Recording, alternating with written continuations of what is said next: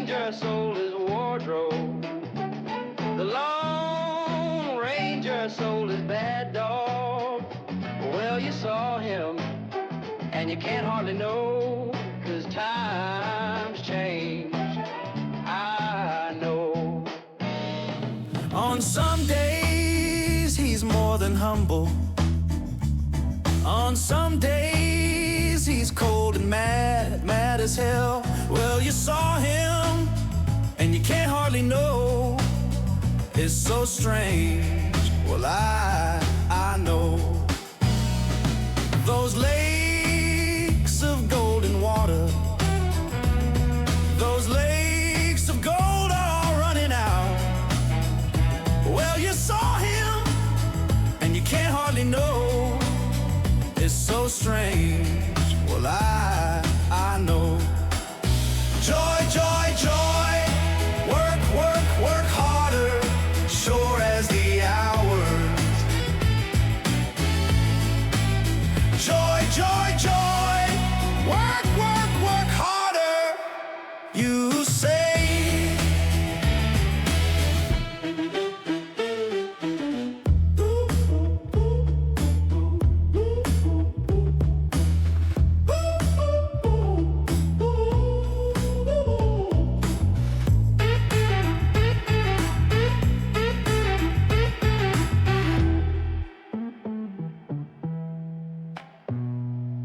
On some days he's more than humble. On some days he's cold and mad, mad as hell. Well, you saw him, and you can't hardly know. It's so strange. Well, I know.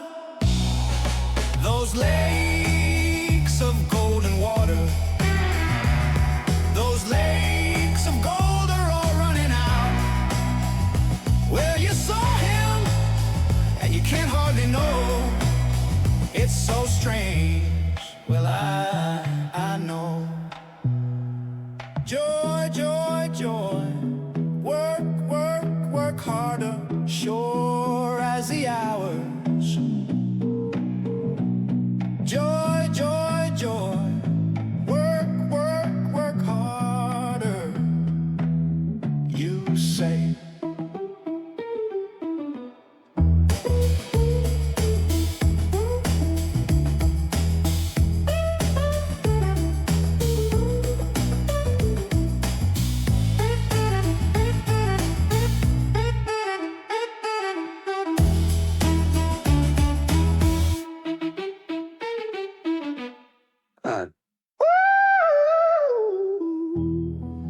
Joy, joy, joy. Work, work, work harder, sure as the hours. Joy, joy, joy. Work, work, work harder, you say.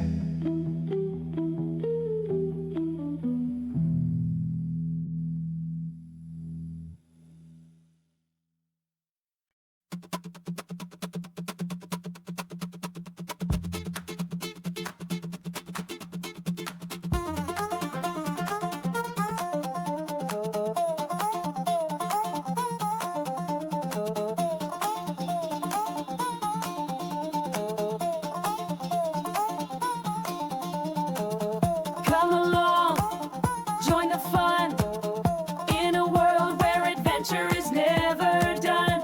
Every corner we turn, a new friend in tow. It's time to start the magic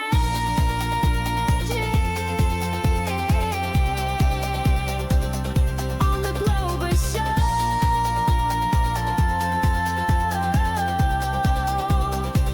It's time to learn and grow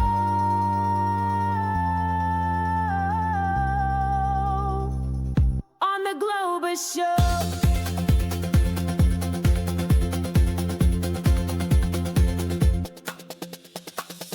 See the sights, so much to know. Across the lands, together we go. Hand in hand we join the flow. Discover wonders in the Globus Show, where every day's a brand new episode.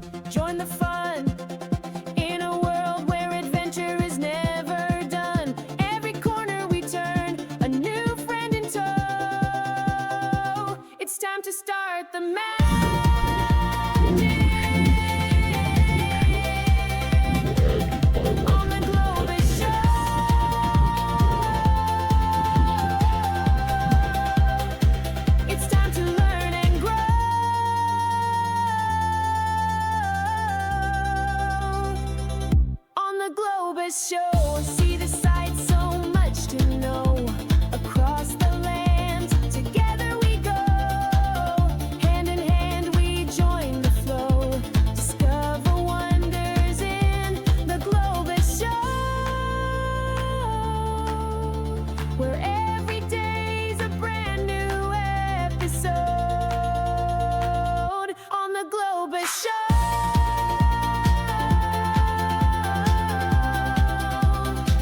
It's time to learn and grow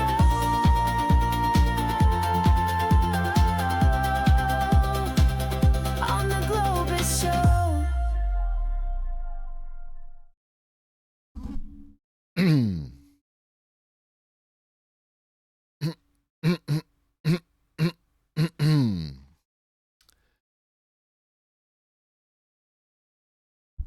As of today, December 12th, 2025, I hereby declare that I do not give JFTI or any affiliated entities permission to use my photos, information, messages, and or any content posted on my profile. All content on this profile is private and confidential. You are hereby notified that you are strictly forbidden to disclose, copy, distribute, or take any other action against me based on this profile or its contents. The violation of my privacy is punishable by law under UCC 1-308 and the Rome Statute. What up, Raiders?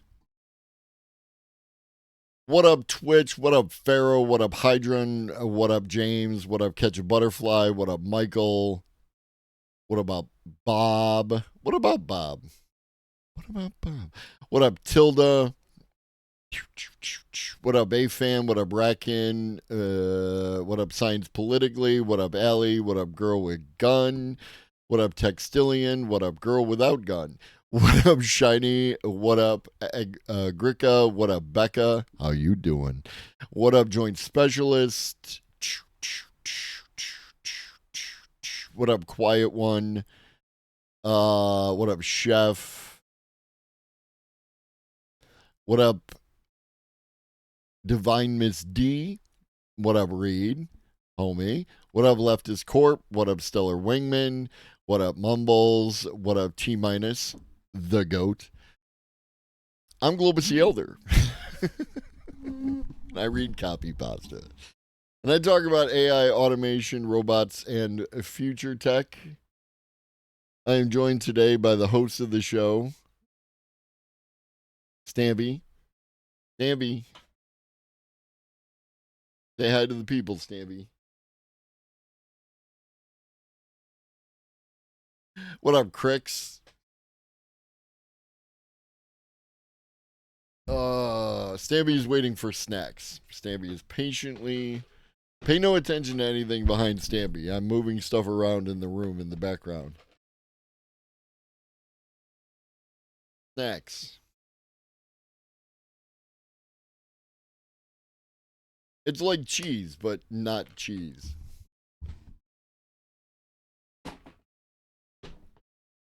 Tonight we got a hell of a show. Tonight I bring you horrors beyond... The problem is capitalism. The problem is capitalism. What up, trans women? CEO of trans women. We have horrors beyond human understanding. We have GPT 5.2. We've got Pete Hegseth for some reason. What up, Cadillo? The thing that really pisses me off is these insurance company motherfuckers calling this racket a health plan. Now, yes. Yes. Oh, it's the best kind of scam if you're going to run it. It's this or die. Before you start, I've already started, but let's go. Did you cover the AI problem on December 7th when it said there was a lunar eclipse that did not exist? That's a hallucination. I'm not sure which AI did that to which person, But like that's a hallucination. And like without seeing the exact thing that you're talking about, it's a little difficult to comment on. What up, Digital? Like, here's the thing. To all people who think an hallucination, there are whenever you see somebody post, I used AI and it sucked and it gave me this whack ass answer. Let me see your prompt, right? Let me see what you actually gave to the AI and let me see if I can recreate the situation you allege to have existed. This is true, Leftist Corp. Always ask for the prompt. What did you write? Shit input, shit output. Guy go as it go. So without further ado, let's get into the horrors. But first, video games. Fellow scholars, we have an amazing. Hold on. Fucking OBS is OBSing right now. Do do do do do do do do do. Do do do do do do do do do. Do do do do do do do do.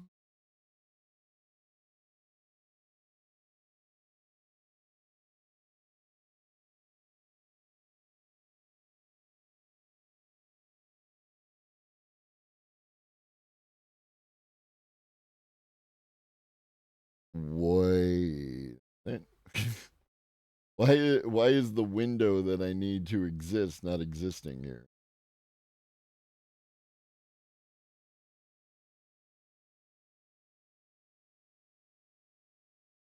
This is not hallucination.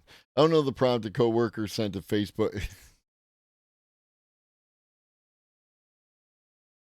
A Facebook post. I mean,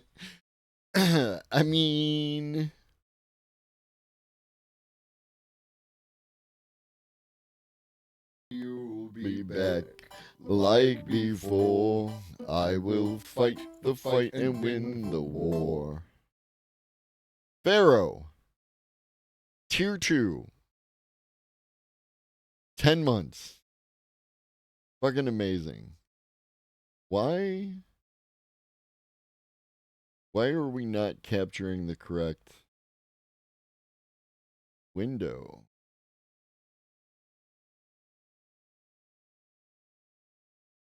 Sorry, I'm dealing with a technical issue. For some reason, we reset all the way back to a. I'm just going to make you go away and cease to exist. And then add you again. Because that's what we're doing today. And we can add existing. And we're going to capture the same fucking thing. So we're going to remove you.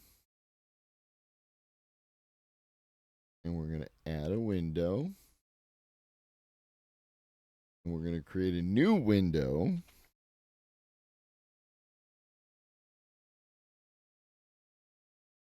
I believe in very simple names. This is Firefox Capture 2. And we are going to capture this window, which is the correct window. And now we're back. I don't know, Pharaoh. I don't know. All right, from the top. Fucking video games.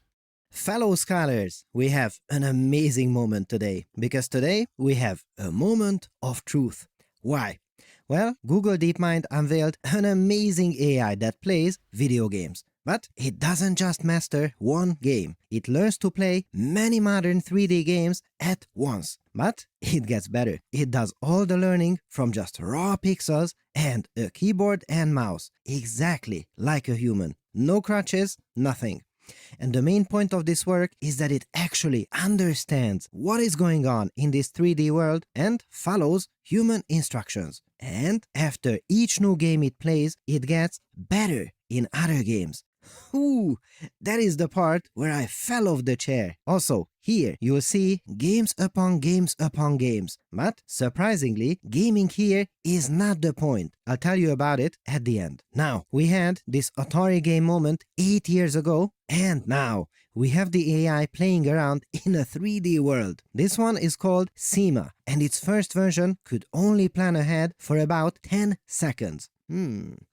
Now, I had some early access to the second version, SEMA 2, and spent some quality time with it. It took a while, but I think I get it now.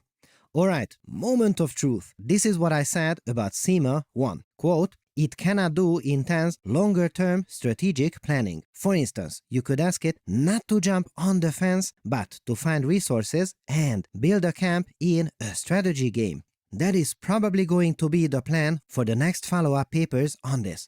But you remember the first law of papers.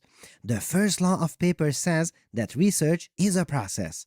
Do not look at where we are, look at where we will be 2 more papers down the line. And I think we will get to something truly special from here. End quote. So, there we are. This is SEMA 2. Did we get something special? Well, let's have a look together. Dear fellow scholars, this is 2-minute papers with Dr. Károly Zsolnai Fehér. Okay, so version 2 now has multimodality, so it can follow your voice commands. That's okay, but it gets better. No, that's awesome. That's awesome. The idea that we are a very short distance away from an AI companion that can play a video game with you, right? Go over there and do that thing while I'm over here doing this thing, and then we'll put the chip together, whatever the fuck. You can make a poor sketch. Let's be honest, we are fellow scholars. We are not artists around here. This is the best we can do. Is it good enough? Now, let's see. Oh my! It understands it, it makes a plan, and there we are. Wow! I mean, that's a huge leap from version 1. This AI is also a gamer at heart. We can just leave it to play, and the more we let it play, the better it gets. And not just at one game. But here's the key. What it learned from one game, it can transfer to another game. I'll tell you in a moment what that is good for. And we can even talk to it while it's gaming. I love this one. Look, little AI, where are you? It says on a... And we are so close to Twitch AI gaming streams where it's just the AI playing the game. rocky planet at night. And her follow-up question is, what the heck are you doing there? And look, it explains. Wow! It found a distress signal and came to help out. And we can even ask it to move around and investigate it. Loving this. And we are talking about giving proper instructions. If you gave these to a previous version, it just didn't have the capability to understand and execute it. For instance, little AI, get into the cave and get some coal. Previous version, SEMA 1. No idea what's going on. But SEMA 2, easy peasy. And it really seems to understand what we say. For instance, we can pull off a bit of a reverse psychology trick. Do the opposite of what I say. Okay, now go to the right and... Got it. Fantastic. And it also understands emoji instructions. Very scientific. Now, let's put it to the real test. Let's ask it to play Minecraft. But wait, here's the twist. It has never even seen Minecraft. So, it has to use its knowledge from other games. So, how good is it? Oh my goodness, it does just fine. Never seen the game before. However, wait a minute, we are fellow scholars here, so we would like to see some hard numbers, not some cherry-picked results. Much better. Okay, 2 surprises here. You see a huge jump. Now, let's temper that by noticing that the top of the... Yes, thank you. Always look at your X and Y axis on any graph. It's an important thing to note. Chart is not 100% success rate, but 20. And we don't even have that. However, look, previous version was close to 0% successful. It could almost never execute anything interesting in an unseen game, but now it can. And this jump from nearly 0% to about 14% is the most important jump ever. I can easily imagine that 2 more papers down the line and we are going from this to an 80 to 90% easily. Okay, this is even more incredible than it seems. Why? And that might sound like a long time, but remember, SEMA 1 was 2024, SEMA 2 is 2025. What are we going to see in 2026? No Man's Sky is one of the best games ever made. Now, let's drop it into a game that doesn't even exist. These are games that were made by their other Genie 3 AI. I have to say, this already looks good. It can fly to that red flower and tell us what it is. Wow! Once again, it is dropped into a new world with a new kind of art style and it understands it. But it gets even better. So, I think many of you fellow scholars already see that gaming here is not the point at all. Although Sorry about that. Thank you, Hydron. I failed to appreciate that when I put in the new window, it didn't it overlaid everything. It was on top. There we are. That's what you're used to. it makes an excellent excuse to play video games at work. Respect for that. But this is a glimpse of an AI that learns the way a tiny human learns by living in a world, trying things, getting things wrong, then getting a little better the next time. Now, hold on to your papers, fellow scholars, because this actually happens. They actually have footage that showcases that at first it is unable to go to that red mushroom, but after a little practice in this world, it gets it right. Or to extinguish that campfire. This is glorious. But this is not trying to solve gaming. This project is trying to solve intelligence. To have an AI experience a difficult new task it hasn't seen before, and for it to be able to learn to help us out with it. Now, limitations. 1. Success rates are still a bit low, but we put that into perspective. The jump from maybe 1% to 15% is the most important one. We go from impossible to possible in just one paper. Wow! Now, 2. Note that some of this footage is sped up. So, this AI is many things, but fast it is not. Of course, this is the first step towards an AI that can grow through curiosity and interaction, not some pre-programmed knowledge. And that finally sounds a bit more like real intelligence. What a time to be alive! I'll note that I don't have a business relationship with Google DeepMind, so we are not shy talking about limitations as well. And we were here for version 1, we are here for version 2, and, of course, we'll be here to tell you about version 3 as well. Make sure to subscribe, hit the bell, and leave a really kind comment. And, of course, future robot excavators learning first in Space Invaders, subscribe to 2-Minute Papers.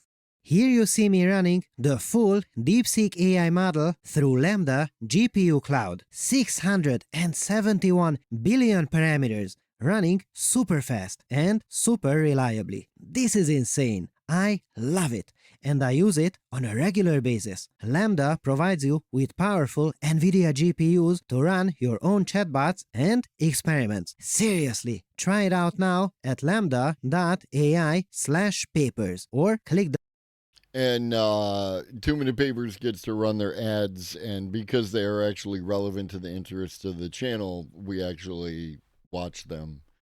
And they're short.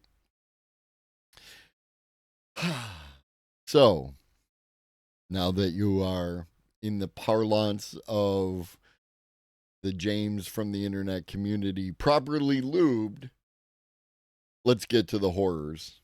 link in the description. If you clone a human brain and then take that brain and put it inside of an animal, have you just cloned a human being and created an animal with rights? This is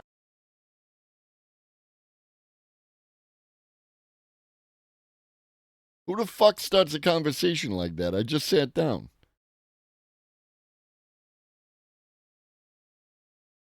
If you clone a human brain and then take that brain and put it inside of an animal, have you just cloned a human being and created an animal with rights? This is a question that's very important right now, and people are trying to tackle it because the science is moving much faster than the law.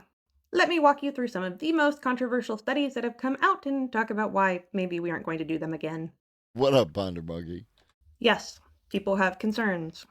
Brain organoids are essentially tiny versions of human brains, and they can be transplanted into a mouse's brain, and they can even repair parts of the tissue and restore function. They could even recover rats from blindness when the visual cortex was damaged. This kind of study has been repeated on a lot of different animals, including monkeys, which was very controversial. And yes, while you can transfer a tiny lab-grown human brain into a stroke-induced monkey, more than that has been done. This is actually one of the big issues with organoids in medicine, and that is that there are so many functional studies that have come out, people don't know where to start. Researchers have managed to transplant stem cells where these kinds of trials have failed in humans, and there's a lot of issues with that. Did they fail in humans because something was not done right? Did the researchers do something else? Could it even be falsified? All of these are important questions before we even begin to look at people. Now, this really is a very frustrating point for me because I know people who are suffering with conditions like Parkinson's and ALS, and treatments that work in mice or monkeys could be a lifesaver, literally. But because of a long What up, history Kraken of Bill? things being done very poorly to the tune of, I don't know, plastic tracheas, there is a great responsibility that researchers have to make sure that a method is the best one possible, that they do all of their due diligence and consider every possible side effect before putting them in people. Aside from the ethics part of that, at the very least, if something goes terribly wrong, it could set the field back a decade or more. With great power comes great responsibility. We do know that transplanting a human brain organoid does end up taking root in the brain and can even make projections all the way into the spinal cord. But this particular study from 2013 is why intelligence is not usually studied in chimera animals. And by chimeric, I mean having two different cell groups from two different kinds of animals, and in this case, human brain and other animal brain. Human neurons are more dense and tightly packed. They'll also interface with other kinds of neurons if they're just put there, especially because brain organoids are essentially fetal, they adapt. However, the idea of endowing animals with some kind of sentience that they would not normally have is, yes, not super ethical, and it doesn't seem like there's a great deal of purpose. So a study that specifically looks at intelligence is probably not going to happen again.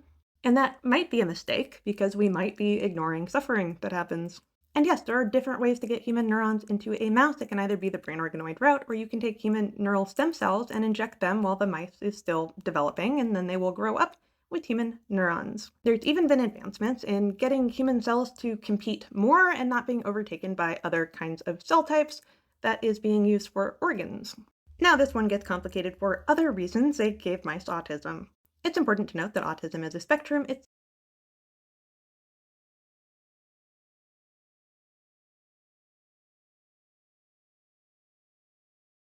complicated for other reasons. They gave mice autism. It's important to note that autism is a spectrum. It's actually many conditions that all have some pretty similar symptoms. Some forms of autism seem very much to be genetic, and other forms can be induced. In this case, it's an anticonvulsant medicine that causes autism in young children if their parent took it while pregnant. They took human stem cells that have been exposed to the anticonvulsant and then put them in a developing mouse. Yes, the mice did show what we would call autism in mice, which involves social disturbances as well as anxiety. More importantly, they are able to definitively say what cell type is causing it. When they turned them off, it did ameliorate the mice's symptoms. Now, this idea is really socially complicated because autism is, again, a spectrum. It can be very severe to relatively mild, and many people feel that they do not need a cure, and that is fine too. If anything, this study just helps us understand autism more. This would not be a cure because these neurons are specifically genetically engineered to be able to be turned off so that they could investigate the symptoms. It's complicated. Now, it's important to note that there are no federal laws that prevent people from cloning people, and Congress has been trying to pass laws for some time that would prohibit making human-animal chimeras for research. This is why it's important to speak about these things frankly and honestly. Yes, they're spooky, and I love the spooky aspects of science, but these technologies do have an awful lot of good that they could do. They allow us to study the human brain without actually using a person, and brain organoids are limited when they're not, in a body. We can actually see the functional connections in the human brain in an animal, but we should also consider the potential suffering that could be caused. It is a balancing act. It's complicated. Now, I would ask, why have we not cloned people yet? We've cloned sheep, we clone mice all the time. We can clone parts of people and assemble them into bodyoids, taking multiple organoids and putting them together like Legos. So why not people? While there is no federal law, there is a patchwork of laws that prevent various uses in different states. While there is that, I imagine if somebody really wanted to make it happen and they had the money to do it, they would. Many clones seem to have chromosomal abnormalities. We may see hundreds of attempts and just get one clone out of it, and that is usually what happens in a lab. You can't really, clone your child 10 times and then just keep the one that worked pretty okay. There's a great deal of ethical concerns, and yeah, so you may be It's 2025, and that was just a sentence that I heard. Like, sometimes the horrors beyond human comprehension, or even beyond my comprehension. responsible for, I don't know, It's 9 fine. clones of Everything's yourself fine. that are just a little off, and then one that's kind of okay. You can see the problem here. Oh, and Minnesota does not touch the issue of cloning for children. Maybe you can, but you Ponder Monkey, I'll take it one step further. I have no doubt that some rich person somewhere cloned themselves or portions of themselves to eat, to consume. No, not even for harvesting. I'm talking for the weird Hannibal Lecter-esque eating yourself concept, right? Because that's gotta be the fucking Joe Roganist fucking thing. Would you eat me? I'd eat me. Like, holy shit, bro. can't do it for medical research. So, just to try to answer the question, are brain organoids actually cloned people? Not legally, not yet. I could very easily see a world where it became one. I was also really disappointed that nobody talked about brain organoids in the last presidential debate because I definitely wanted to see people yelling about baby brains in robots. And again, this is why your conspiracy theories just like, my brain is so smooth when it comes to conspiracy theories. They just skid right off and echo down the hall. Reality is so much weirder than all your bullshit. And because people always ask about my opinions on these things or try to parse out my feelings based on my reactions, my feelings are complicated. Yes, I understand that these things have the potential to maybe not be very ethical. Part of me is just really wants to see what happens when mad science runs its course. But a much bigger part of me acknowledges that this has the possibility of doing a whole lot of good and helping science as a whole. It will save lives, it will develop treatments that we never could have imagined before because we didn't have access to a model that worked. There's a big difference between a mouse's brain and a human brain, but you can make an intermediate that kind of looks like ours. We do collectively, as humanity, have a responsibility to treat our And this is how you get the secret of NIM. lab animals ethically. The reason I work with microbes rather than mammals is because I really don't have the heart for it. I would be taking home my research subjects. I can't do it. If you want to hear more, you can check out these articles and follow for more. You can give a disembodied lab-grown brain from humans. Next up, lab-grown brains controlling virtual bodies have sensation. Stem cell synesthesia. Researchers are training them to experience the world, and it's leading to a lot of existential questions about how we experience it. Now, a lot has happened since researchers first grew the tiny disembodied brains in around 2012, although there's evidence they may have been grown as early as 2007. That's just from my own investigations of DARPA funding. Essentially, the only sensation that they have do that's it. ingrained is going to be sight, and that's just going to be the reception of light. When light shines on their little eyes, then they do have some brain activity responding to it. The reason they have eyes is because your eyes are actually part of your nervous system, and they develop from the same stem cells when you are developing. Now, if you really wanted to give them additional ingrained sensation, you could combine different organoids. You can even give them skin. That image is demonstrating combining them with vascular organoids. You can even give them a tiny organoid heart. Although largely the issue of them becoming hypoxic is gone, researchers have figured out how to keep them alive for 5 years or more. Well, that's new. Hypoxia was the thing, right? It was very difficult to keep them alive because, they didn't have the ability to transmit oxygen to different portions of the brain. And apparently it's solved. Yay! Now, their development tends to follow at least the gene expression you would expect of, say, a 5-year-old. Hypoxia, lack of oxygen. It's a combination of hypo, right? Hypo being lack of, hyper being excess of, and then oxia, oxygen, right? So it's a lack of oxygen. But they still end up tiny. You kind of need a body if you want a fully functional brain. I also don't know why the concept of giving them skin bothers me, but yes, you can do that too. But you can also give them touch, despite the fact they don't really have the nervous system required for touch. Researchers have put them in all sorts of video games and robots. The first one that was quite publicized was a spider robot. But they've also been placed into Pac-Man and a butterfly simulation. However, they do need to experience a world. They give them the butterfly simulation because the tiny brain organelles get bored, so it gives them something to do. And they like it. 2025, y'all. In order to engage with it. In this study, they gave them tactile sensation so that they could read Braille. To do that, they hook them up to electrodes, and those electrodes can measure the output that they give, but they also give them electrical shocks. We do know that they have a preference. They don't like disordered electrical shocks. However, they can associate something like a tactile sensation with a certain pattern of shock. And yes, they can learn to operate robots with a kind of vision. Different kinds of sensations give different patterns, and they perceive those and are able to move in that world. Yes, they're receiving the same kind of input in various patterns, and they can associate that with a reaction. So far, we've largely seen that for things like movement, although giving them sensation is becoming more common. This paper had an interesting proposal. For epilepsy research, they can give mice the condition and then see how they behave. Epilepsy can interfere with people's memory and the way that their neurons interact with each other. That can be seen with a mouse, sure, and it can be compared to a standard mouse, but it's still not a human. But what if we took human brain organoids and used that to run a simulation of a mouse? And then we can model the ability for that brain organoid to learn and interact with the environment as an analog to people. So dropping a brain organoid in a mouse simulation. Yes, that's kind of the very basics of what we would need to ultimately get the matrix. Convincing a human brain they are actually a mouse.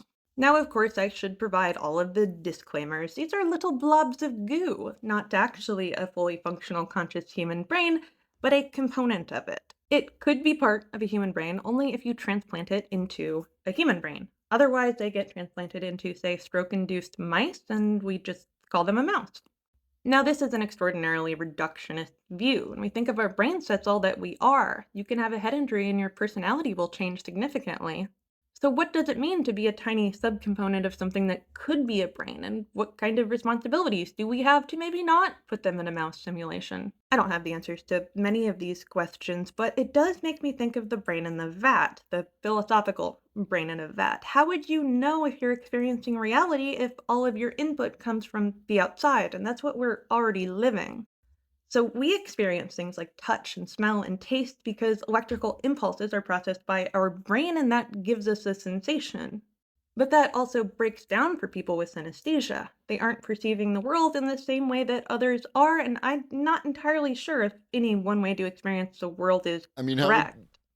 So when I think of how would you know, Ponder Monkey? That's the key to the thing, right? It's like free will or simulation theory or any of the rest of it. It cannot change the way that I proceed through the universe. Either I am a brain in a vat and I don't know and will never know, or I am not a brain in a vat and do not know and will never know.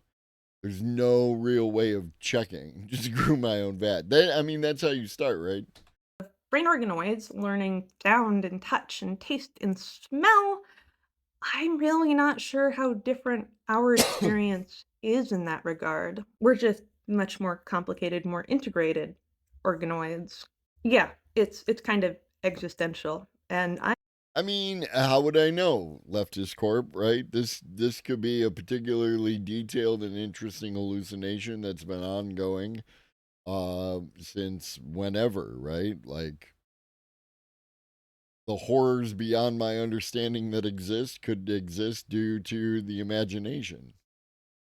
I'm still deciding how I feel about it. Follow for more man-made horror. If you didn't exist, you would know, right? But how would I know that y'all exist? What up, Orchestrain? Uh And finally, our trilogy of horrors beyond human understanding: upgrade human intelligence so robots don't win. I have found the most unhinged scientific publication that I've read in a very long time. You guys know that I spend my days trying to find you unhinged science that I can report on, and this one took the cake.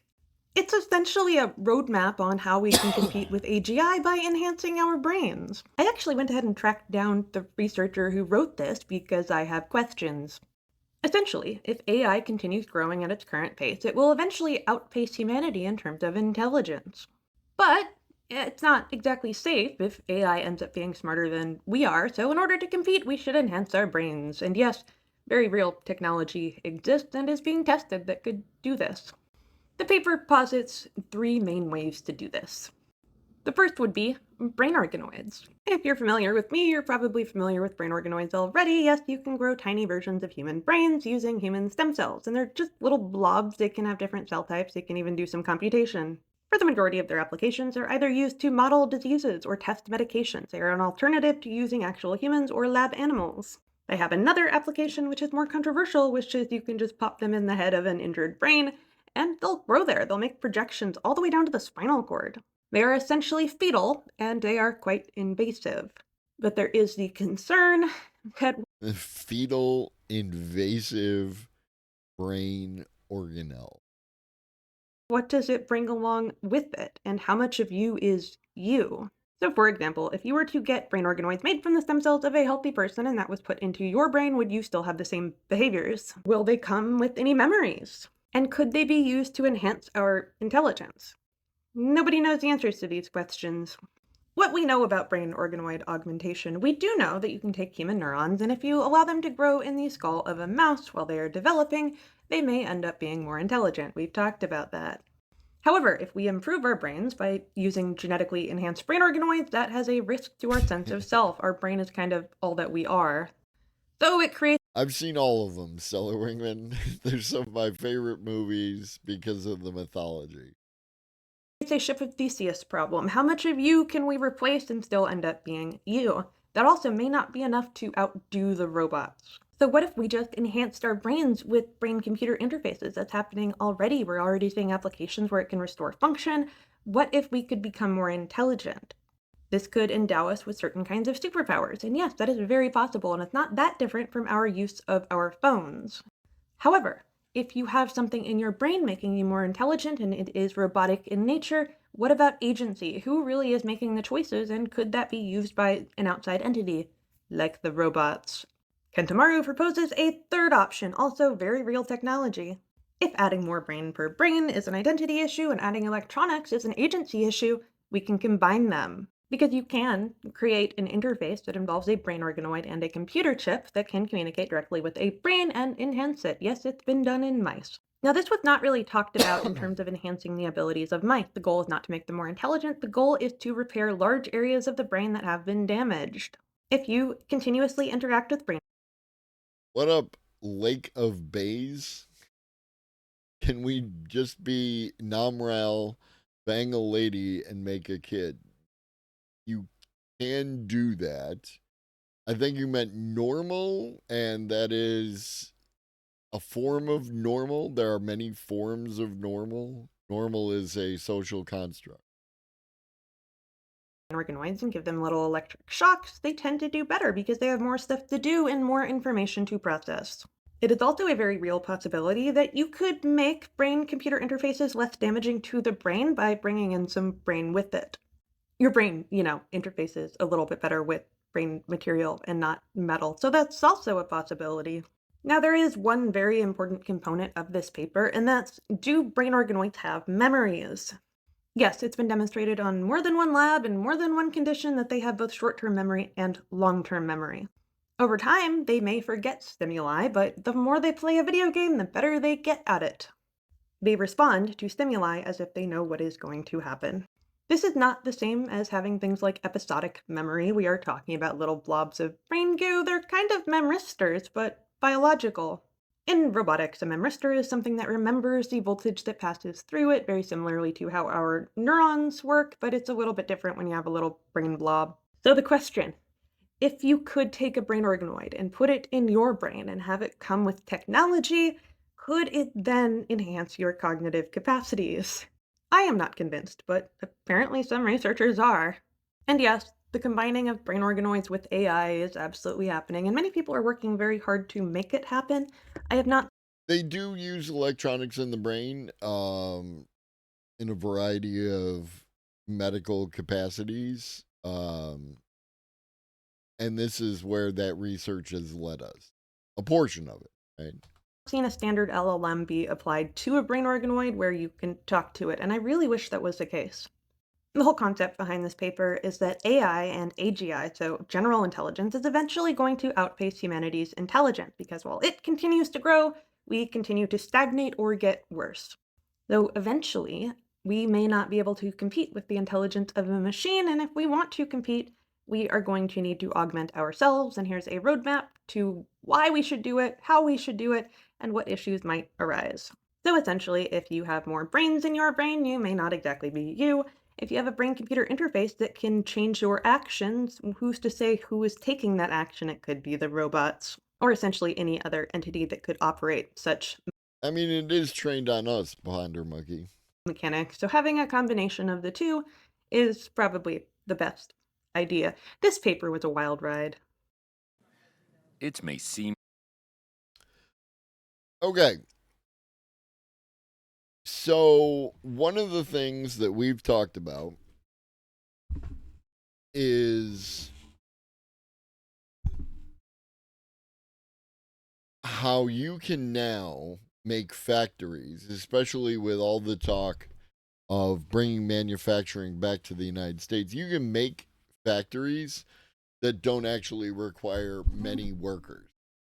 That everything can be automated within at least certain types of factories today. And the country that is leading the way on all of that, your friend of mine, China. Like a normal industrial building, but a look inside this Chinese factory provides a glimpse into the future of the car-making industry. Here, almost all the lights are off, yet the assembly lines are working at full speed. Nearly everything is automated, with only a handful of These are cars. There is a factory in front of you with barely any workers in it. There was like one dude with a clipboard making cars. employees, vastly outnumbered by hundreds of robots. This dark factory can produce up to 1,200 electric cars a day and requires almost 1,200 cars a day. no lights or heating.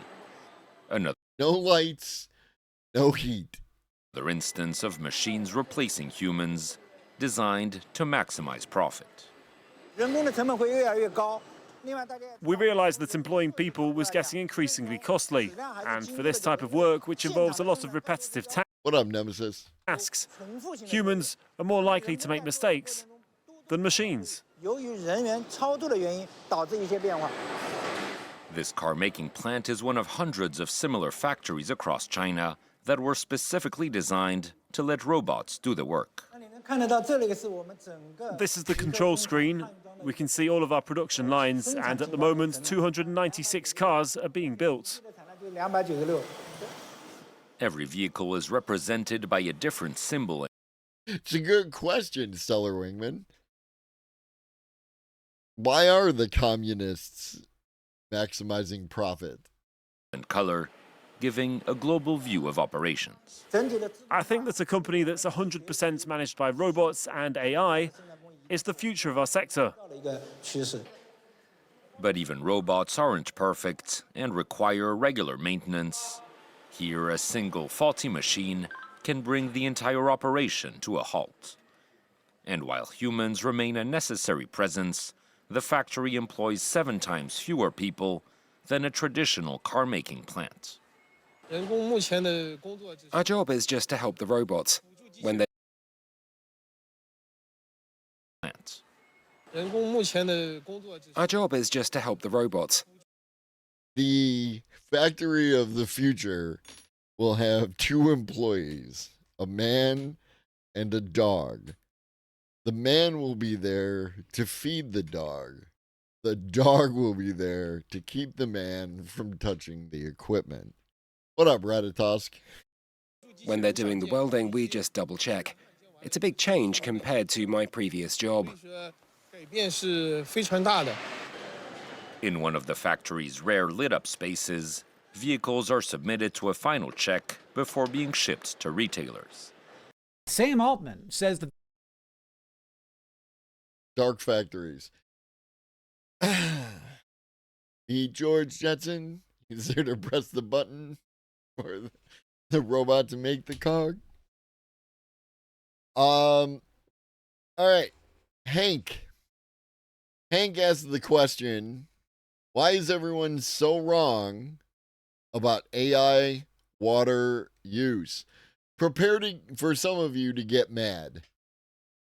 Sam Altman says that the average ChatGPT query uses around 0.000085 gallons of water, or roughly 1/15 of a teaspoon. But then, at the same time, somehow a Morgan Stanley projection predicted annual water use for cooling and electricity generation by AI data centers could reach around 1,000 billion liters by 2028. That's 1 trillion liters, an 11-fold increase from 2024 estimates. AI water use is extremely easy to mislead people about for a few different reasons. And one of them is that the average American has not updated their understanding of what water use is since they were in elementary school. And this is fine. We don't all need to understand this stuff, but then it gets dragged into the discourse, and of course we all talk out of our asses while experts rub their temples from the sidelines. So look, as far as I can tell, though OpenAI does not let people inspect the sources of their data, both of these numbers are true. 1/15 of a teaspoon per query and 1 trillion liters of water per year by 2028. And you might think, okay, well, Morgan Stanley must just be imagining a future where there's a tremendous number of queries. But no, actually. No matter how you multiply 1/15 of a teaspoon, you're never going to get anywhere close to 1 trillion liters of water use. The thing is, water consumption analysis, indeed any resource consumption analysis for an industry or a product or a conversation with a chatbot, is really tricky to do. There are multiple fields of economics and science devoted to this. If you're going to try and package that up into some nice, neat numbers that the average person will understand, you're going to be fudging a lot of stuff. So this seems like a good time to actually get into why it's so hard. But first, this video is brought to you by a little outfit called Ground News. What was that? What happened to your hair? Also, Ground News uses AI in their advertising, and I'm here for it.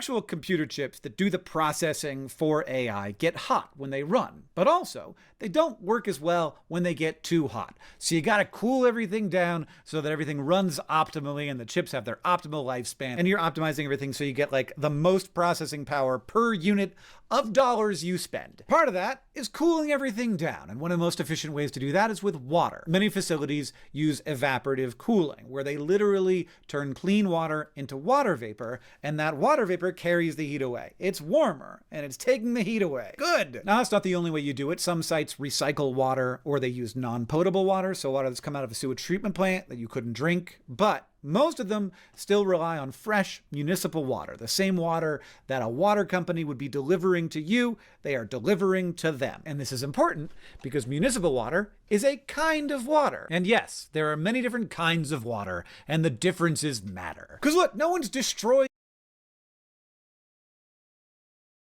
the water here. The water that evaporates, it's just gonna fall down somewhere else eventually. But it does evaporate. It does go away. It is used up. And this is generally clean water that could be used for something else. It's been processed to be clean enough to drink and delivered using the same infrastructure as the rest of the city. And all that processing and all that infrastructure costs money, and it can't handle an infinite amount of water going through the system. This is industrial water use, but it's usually the same water as everything else. It's the municipal water. Now, OpenAI did not release information on where the water use figures come from.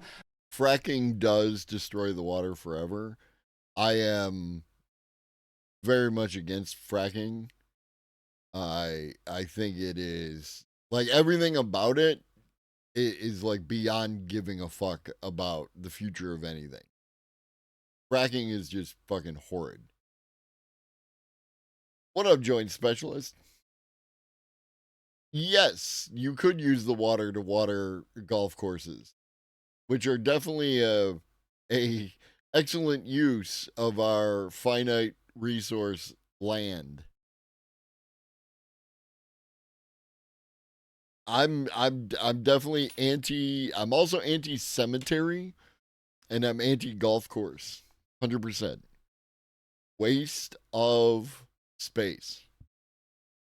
But I can make some guesses. First, Sam is talking about the water use per query. But importantly, different queries work different ways with AI. And many queries will actually result in multiple queries you never. You bring up a good point. I'm not sure how intentionally, Ponder Monkey, but you bring up a good point. The same water that has been processed enough that it's safe to drink, at least in most places, is also the same water that you poop in and flush out of your house, and the same water that you use to wash yourself.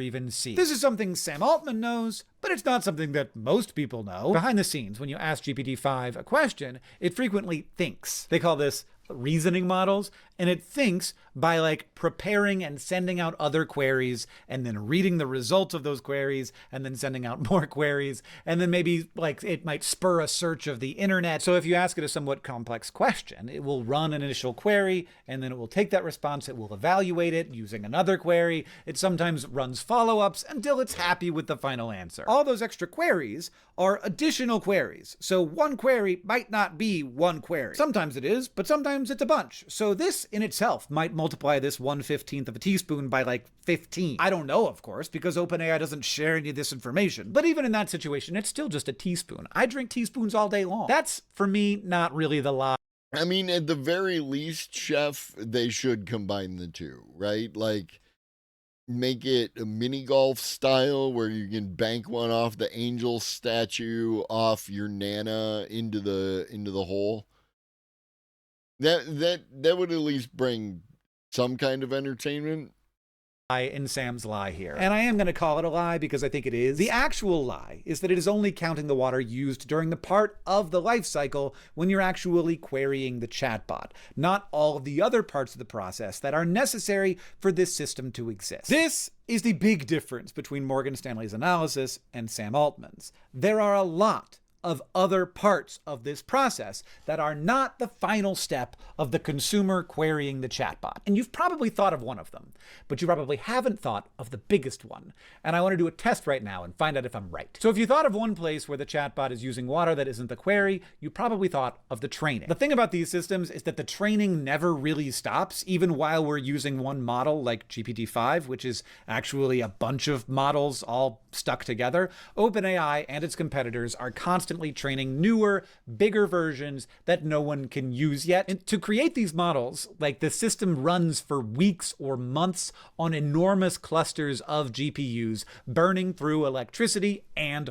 water for cooling. It's not really fair to treat that training footprint as separate from every conversation you have with the model. The conversation could not happen without the training. So if you wanted to be honest, you got to make some choices. So probably you would want to spread the water used to train all of the models in GPT-5 and spread it across every query people make. Problem here is, I mean, that's all fine, but then again, I make the argument we covered the other day, which is that genes, one pair of genes, because of the water used to grow the cotton, and the water used throughout the process of making genes, one pair of genes consumes way more water than you do using AI.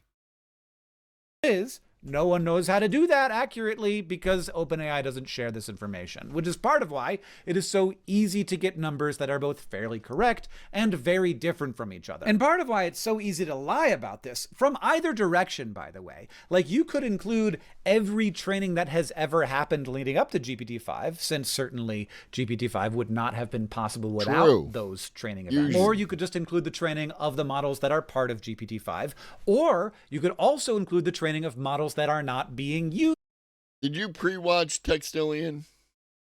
GPT-5 is not one model. It's a model that is a bunch of models in a trench coat, and every query it figures out which model it wants to use. Yet. You could say if people didn't like and didn't use this product, then those training events wouldn't be happening, and so we should include those too. All those different choices. I know you did, Hydron. You said you thought the video was all right. I got that impression. But Textillion seemed to be dead nuts. Will yield different results. If you want the number to look small, you could do that. If you want the number to look big, you could do that. And the training is a very big part of what makes these things work. Once you make a model, an individual query isn't that hard, but building the models is very energy intensive. According to estimates from the University of California, I mean, they might Ratatusk. Like, it depends on what you're using it for, right? Like, that is potentially valid. You could be using it for the same shit that you used to use Google for, right? Or you could actually be using it to learn something new or propel yourself down a particular pathway. I use Gemini to look at all the different chili recipes and find me the recipe that would be like the best. And I made it. I made some slight alterations, but generally followed exactly what it provided, and people thought it was a quite excellent chili. So the training of AI models can account for around 50% of their total resource use. The training is big, and weirdly, Sam seems to have decided to not include it when discussing the water use of a ChatGPT query. Because look, it is true that any individual query doesn't use that water. With resource use analysis, what up, Ribbons? You have to decide where to draw the line. But look, anyone doing actual analysis would definitely include the training, because it's obviously a needed part of the process. But of course, this is messy. The more a model is used, the more the training cost in dollars, electricity, and water gets distributed across queries. That training water has already been consumed. It isn't being consumed anymore. Though, again, they are always training something new, and they seem to believe very powerfully that future training will be more, not less, resource intensive than current models, since that's the whole thing that's causing them to build data centers the way beavers build dams. The data center build out is nuts. All of the system we have now works for what we have now. This is all built out for something bigger and better that we assume will materialize. This is a different conversation. Microsoft and Google and Amazon alone are collectively spending more than $100 billion a year on new data centers. I don't know if we could get into our heads how much money that is. But now I want to talk a little bit about what I see as like misleading in the other direction. And it's all going to make sense, but I find it misleading in the other direction. So if you have heard truly massive numbers relating to AI water use, the biggest source included in those analyses I have not mentioned yet. This one is hidden enough that most people do not think of it. We know that data centers use lots of water, but they also use a lot of electricity. And you know what else uses a lot of water? Power plants, specifically thermoelectric power plants. So a lot of power plants work in the following way. First, you make And this is another thing where people will talk about the carbon footprint of AI. And what they're doing is they are taking the total amount of electricity that is allegedly being used on the model, whether for training or for querying, etc., and making a calculation based on liquid natural gas and coal for that power production. Even though, depending on where you are and where you're getting your power from, that is going to vary because of solar, because of wind, because of hydroelectric, right? Maybe even geothermal if you're lucky.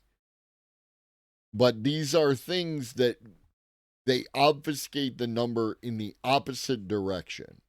You know, it's carbon footprint and it's using all the water. It is because they're using coal to do everything. It's not nuclear, right? You might have nuclear somewhere, but it's disingenuous when that is done, right?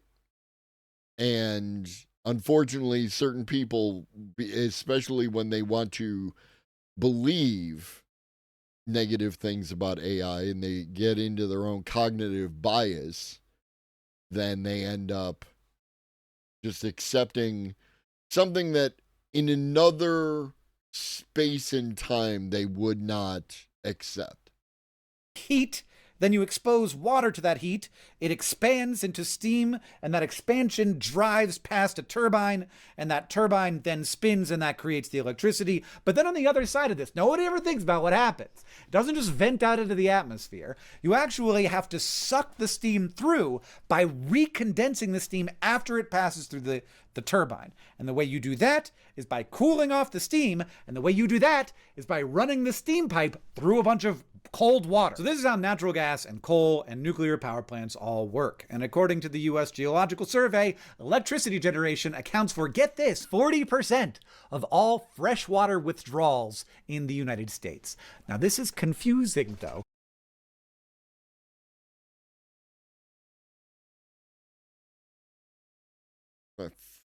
Fucking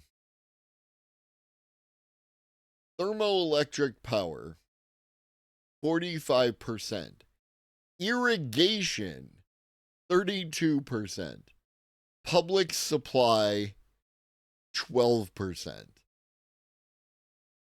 Self-supplied. We create water here. We create industrial water here.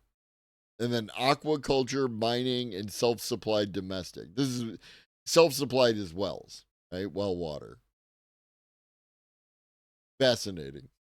All freshwater withdrawals in the United States. Now this is confusing though, because the power plants then just put a lot, not all, but a lot of that water back. So a lot of this water is intake and then return. And also importantly, none of this is municipal water. It has not gone through the process to make it safe to drink. It is not being piped through a municipal water system that would need to scale up to manage this massive need. It is not sent to a sewage treatment plant. It is usually taken directly from a river, a lake, or the ocean, and then released back into that river, lake, or ocean. And there's actually a spot in Florida that's relatively famous for this, because the warm water coming out the outlet from the power plant is where a lot of manatees like to hang out, which I think is neat. Oh, speaking of other fucking, what is it called? When you do something, unintended consequences. Thank you. Unintended consequences. So, plastic is generally a problem, right? Like we run plastic can be wonderful in a variety of ways, and plastic is a big problem if you're aware of the Great Pacific Garbage Patch. Things like that. So one of the things that companies have started doing is producing insulation for wiring made out of soy plastic. That's cool, right? It's a renewable resource. We make plastic from soy. And so a check engine light came on my car the other day.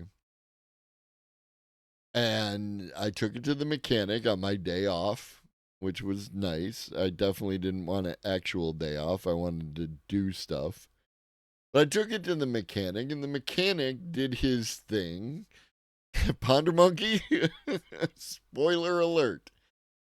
The reason I had a check engine light was there was a timing issue or a fuel air issue in my second cylinder. And the reason is there was damage to the wiring. And the reason there was damage to the wiring was that a mouse or some small animal who left little teeth imprints had damaged the wiring and allowed moisture to get in there and caused it to misfire. Unintended consequences. We are creating food for rodents. Water will be lost to evaporation in this process. What up, old lobster?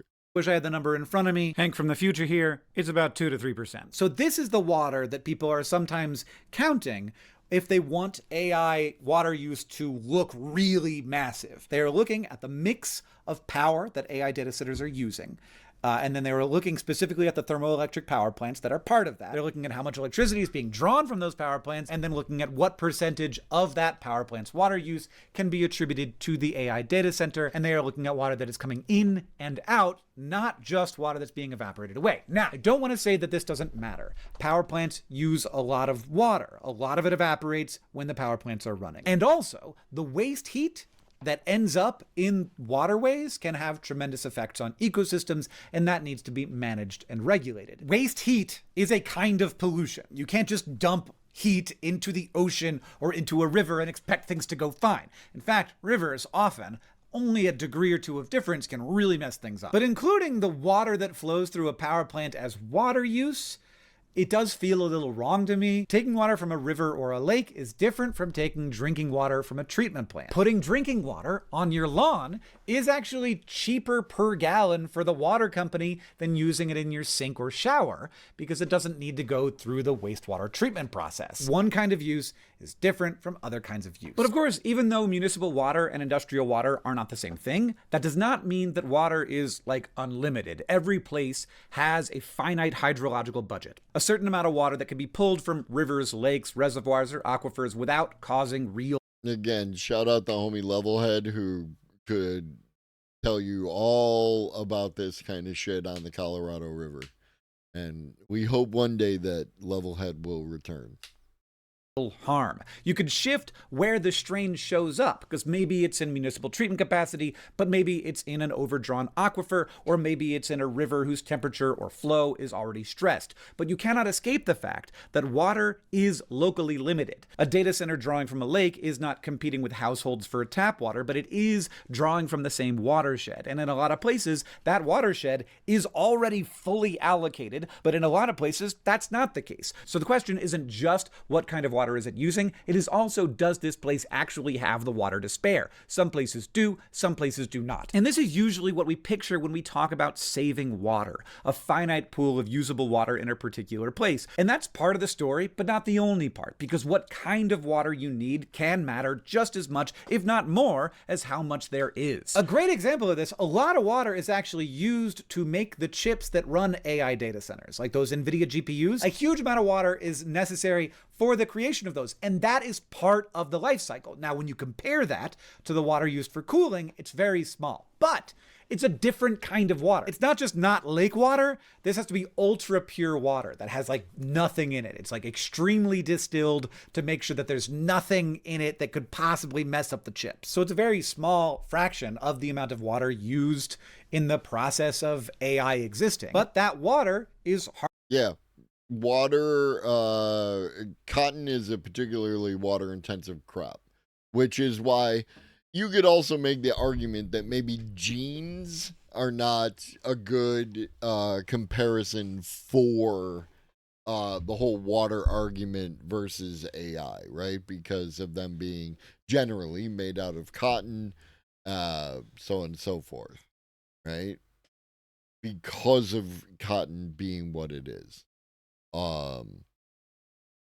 The person who was making the argument, I think, was just trying to get to the point of, excuse me, like, what are we talking about, right? Like, everything sounds, which I appreciate about this video we've been watching here,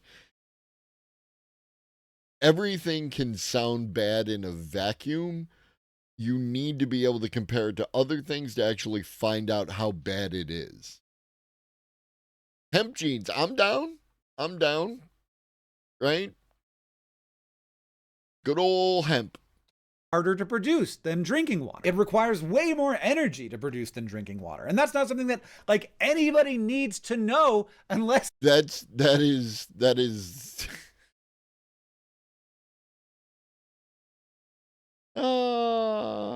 yeah, reckon. I just met you. This is crazy. Here's my number. Call me maybe. Ada Atto.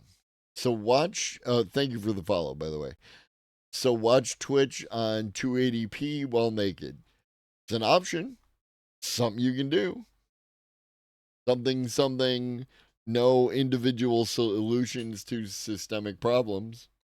they're experts working on this problem. Now, most of the water used to cool data centers also doesn't go to sewage treatment plants, just like irrigating your lawn. That water doesn't go to sewage treatment plants. Most of it gets evaporated away, but a fair portion actually does end up going to treatment because once a lot of water evaporates away, minerals don't evaporate away and they start to build up, and then that has to be like blown out before it starts to create a problem for the evaporators. And that has to go somewhere to get treated. In fact, it sometimes needs special treatment because the minerals that are left behind can make it acidic.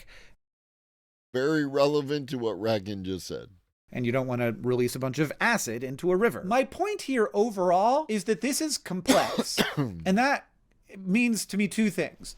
One, it's really easy to mislead about it. It's easy to misrepresent by leaving out training and making the water use seem really small. It's easy to misrepresent by including water flowing through a power plant to make water use seem even bigger than it is. But the second thing that I hope you walk away from this video with is that, like, I know next to nothing about this. Like, I have a master's degree in environmental studies that's old, by the way, is pre-AI. So I have like some basis from which to start doing the research necessary that I did to write this video. But I still know basically nothing. Like, if an expert watches this video, they're gonna see a ton of holes in it. They're gonna be like, that thing's kind of wrong, and like, oh, he forgot about this. Like, this is the reason why expertise is so important, because the discourse is terrible at expertise. But there are people who are actually... Because the discourse doesn't care about truth.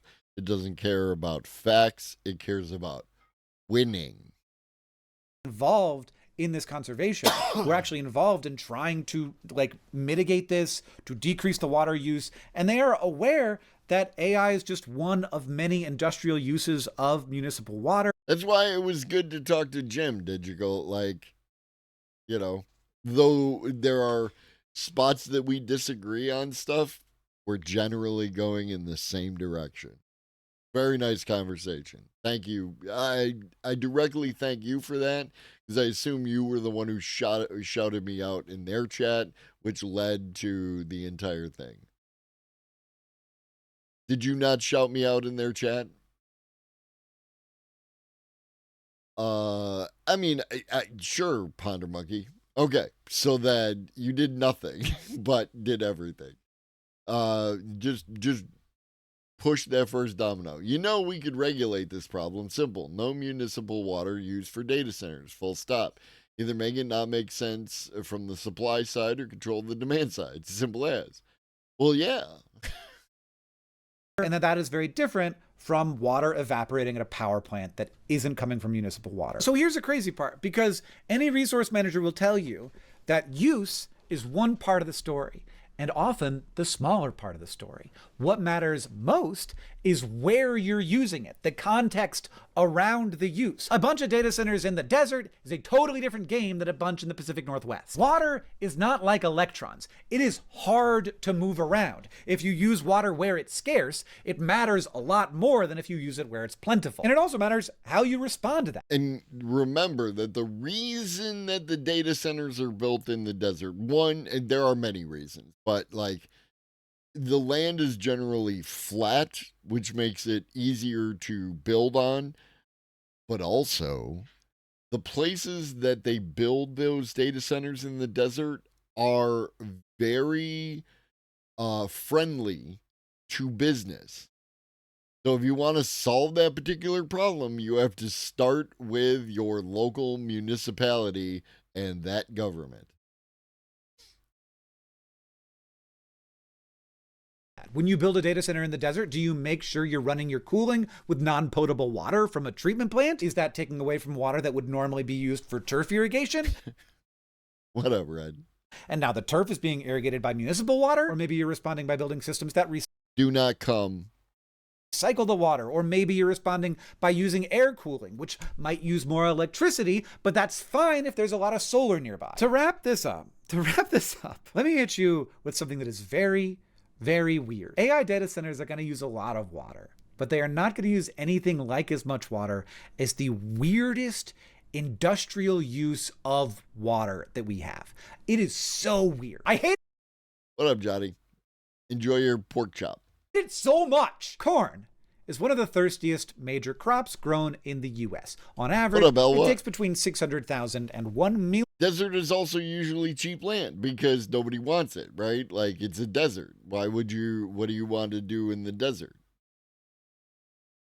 Million gallons of irrigation water to grow an acre of corn, depending on rainfall and region. Corn uses orders of magnitude more water than AI. According to the U.S. Department of Agriculture, U.S. corn production requires around 20 trillion gallons of water per year, compared to the total estimated global AI data center water use of around 260 billion gallons. In other words, American corn alone uses nearly 80 times more water annually than all of the world's AI servers combined. And the world's AI servers. Apples to apples, baby. I totally forgive you if you are thinking right now, okay, Hank, yes, but corn is food. We eat it. Food is very important for people. But that's the thing. We don't eat it. Maybe 1% of corn is eaten by humans.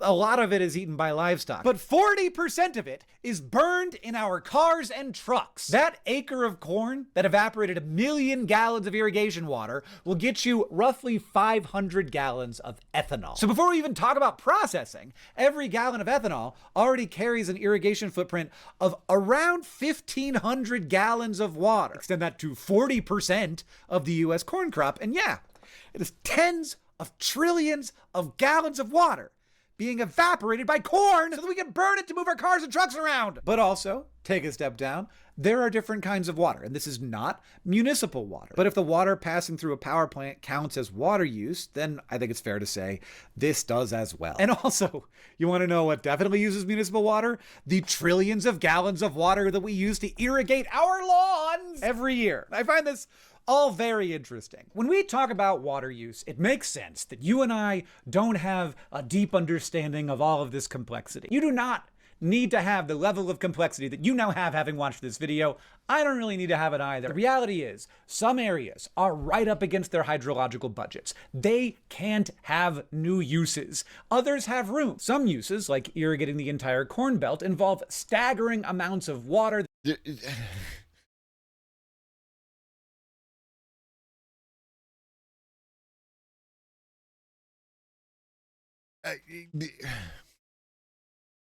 I'm not against the idea of having a little piece of land, Johnny. on which you can do what you wish, right? Like to a certain extent. But lawns, the traditional American lawn, absolutely 100% doesn't make sense, right? Because the lawn is an import from England. And it's twofold. For those of you who don't know, it's twofold. I assume most of you at this point actually know this, but one, it's not conspicuous consumption, it's conspicuous ownership. Right, exactly. The idea that I have so much wealth that I can have land that I'm not growing food on, right? And massive amounts, you know. And then in the American sense, we take that and it's like monoculture, probably not locally grown or locally indigenous grass types, right? A lot of Kentucky bluegrass across the United States, not in Kentucky. And then again, going back to golf courses we were talking about earlier. Golf courses, the green uses a very particular type of grass.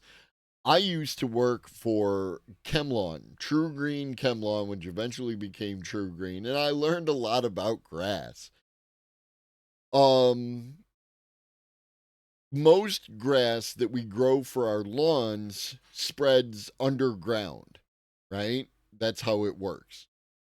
The grass that they use for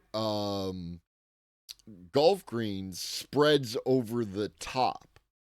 And when properly maintained, you get basically like a carpet of grass. And it's wonderful to stand on in bare feet. 100% wonderful to stand on in bare feet. It's not worth the time and effort that it takes to get it to that point. My lawn is a mixture, right? I overseeded my entire lawn with clover, right? Because clover brings nitrogen into the soil, which is good for the soil. There is some grass out there, a lot of plantains, which are the broadleaf plants, dandelions, right? Because I like bees and other pollinating insects, so I let have fucking, whatever grows. And every so often, I run the mower over it and cut it down to a manageable level. But unlike my neighbors who mow like once or twice a week, every few weeks, depending how fast it's growing, right? Or what's going on. A lot of dandelions, I ain't cutting that shit, right? I'm going to wait till that shit goes to seed and then I'm going to cut it. At max height, right? Like, just crank that shit all the way to the top and I just cut it to a manageable level. Something that's not going to have people, try to burn my house down. I got mint. I got so much mint in my backyard, old lobster.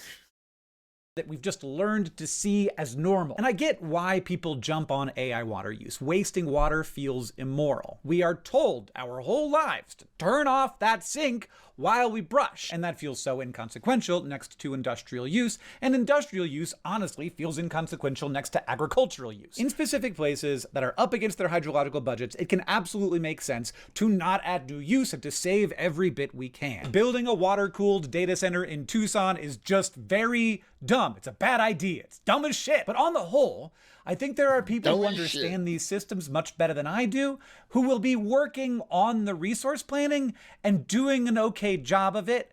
And that's another point that wasn't really touched on in this video. It kind of was with the power generation, but like closed loop, as Old Lobster points out, a lot of you, or some of you, I assume, have like a water-cooled PC.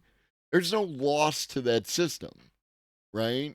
because it's closed loop. You're cooling the parts of it that need to be cooled, and if there was loss, that would indicate a problem, because then you would have fucking water in your computer, which would make you very unhappy.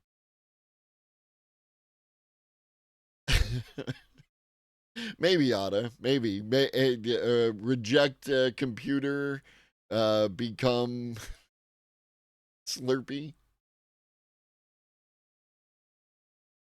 Water use specifically.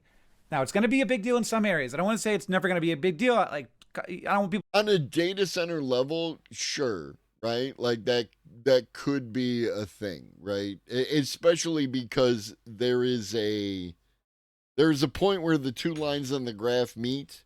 The amount of money you have to spend on a system and the returns, right? Once it becomes cheaper to just put up with the leaks and import 600 gallons of water, at that point in time, they are going to opt for that option, right? The key is, as you say, mandate closed loop systems, but also mandate them to be of a particular caliber. come for me. Even under the maximalist goals of AI companies, the projected increase in water use is small compared to what cities and industries already use. What I am much more worried about is that the projected increase in power demand is not small. It is an order of magnitude larger in like the percent of existing infrastructure. Well, yeah, the pump failing is going to lead to leaks. That's going to hit our carbon budgets and it's going to hit our wallets. I think this is a bigger deal politically. I think it's a bigger deal environmentally. That's where I am more focused personally. Like maybe water use feels more salient because it feels worse to waste water.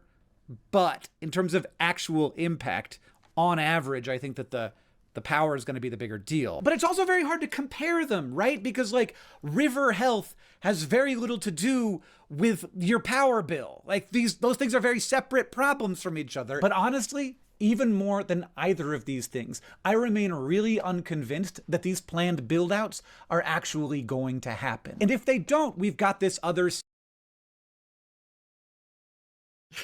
And this is where he gets me, right? That like he doesn't believe that they're building out. I have the opposite tact because what the AI companies are doing, they're finally getting our infrastructure to the place that it should have been, right?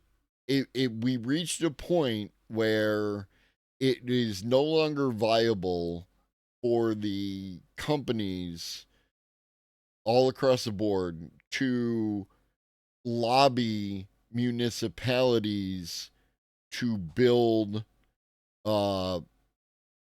infrastructure, right? Like Verizon getting a tax break or whatever the fuck they got to upgrade everyone to Fios, and then kind of giving up once it hit that magic point, right?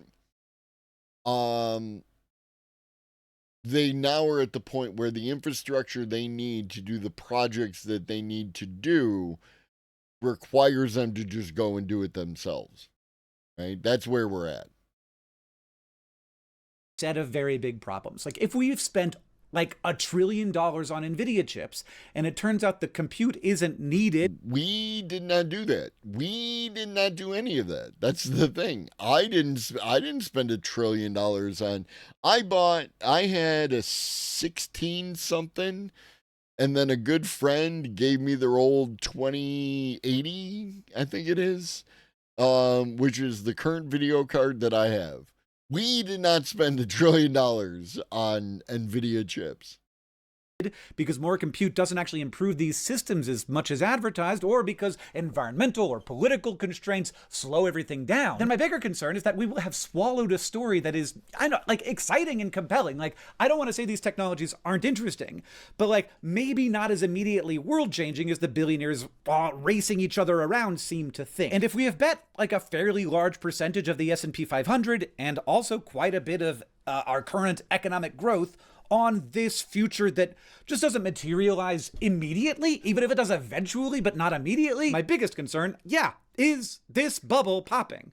I am worried about that. I think that our entire economy is being wagered by not very many people making very strange choices based on an imagining of the future that is honestly, I don't think likely to occur, which is not the topic of the video, but I ended up What up, Adam? here anyway because I started talking about what I'm most worried about. Like, I can't predict the future. No one can predict the future. As Cory Doctorow likes to say, I love this. If you could predict the future, it would mean that we have no agency, and what a terrible outcome that would be. We do have agency. We can affect these things. I remain fairly unconvinced that people are going to continue inviting giant machines that raise their electricity bills while eating jobs into their communities. There seems to be a great deal of debate. Oh, my sweet summer child. Humans are stupid.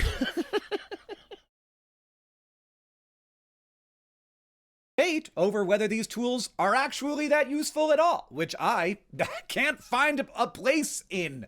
Like, I just simply don't know. But we cannot predict the future. We cannot even apparently agree upon the present. But Right. That's that, like I mentioned earlier about the whole free will thing. It's like, maybe we have free will, maybe we don't. It doesn't change how I proceed through. I proceed as if I do. I don't believe that we do. We did an episode a while ago talking about the AI bubble in investing. We did that. We covered that one. It was one of the videos that exist. But yes, in conclusion, resource analysis is complex, the incentives are weird, and we have a very long history of underestimating how dumb corn ethanol is. And all of that combined means that it is very easy to lie about AI water use. Thank you for coming to my TED Talk. Goodbye.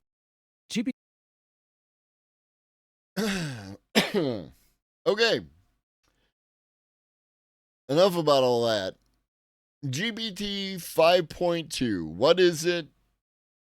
Let's find out.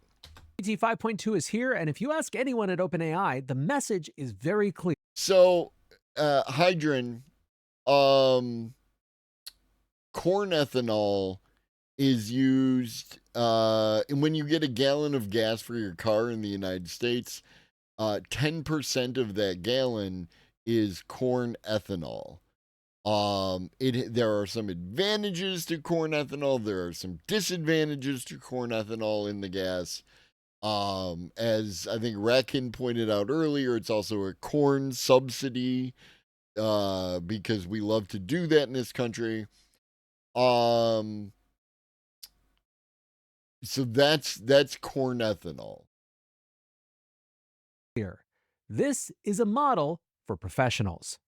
Welcome back to the AI Daily Brief. This is actually the second AI Daily Brief I've recorded today, because of course in the early afternoon we got GPT 5.2. We're going to be talking a lot about GPT 5.2 for most of the rest of the episode, so if that's not your bag, I appreciate you having been here, but if you want to learn something about these models and the way that they actually work, I hope you'll stick around.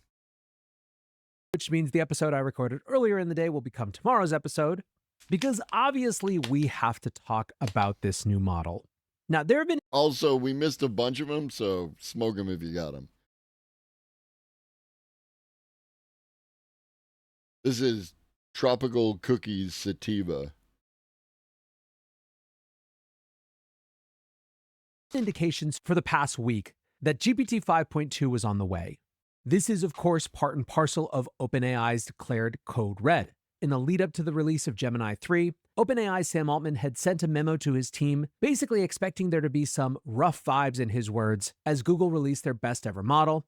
Then on top of that, we got Opus 4.5, which has just continued to impress, and frankly, if anything, grow in people's... Yeah, no, Pharaoh.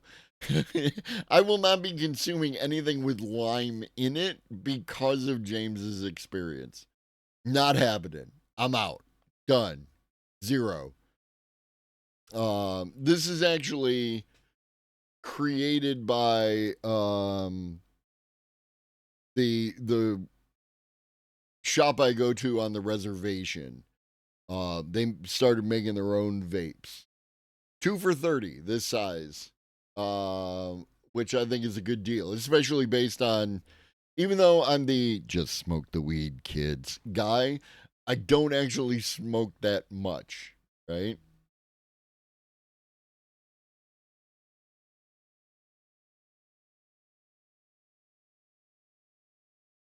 steam, and yet chatter has been over the last week that OpenAI's forthcoming response model, codenamed Garlic, was likely to be a capable response.